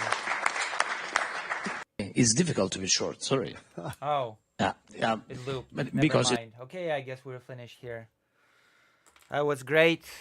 Great stream as always. We're gonna rate somebody out there that will appreciate my prowess in, I don't know, intelligence or something. Vetchcom, The Letter Hack, In Time, Mrau Live.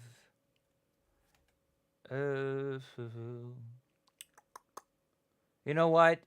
Maybe we'll just rate In Time since they've been so nice to me to have me on. Alright, I'll see you later, Vader. Bye-bye. Okay.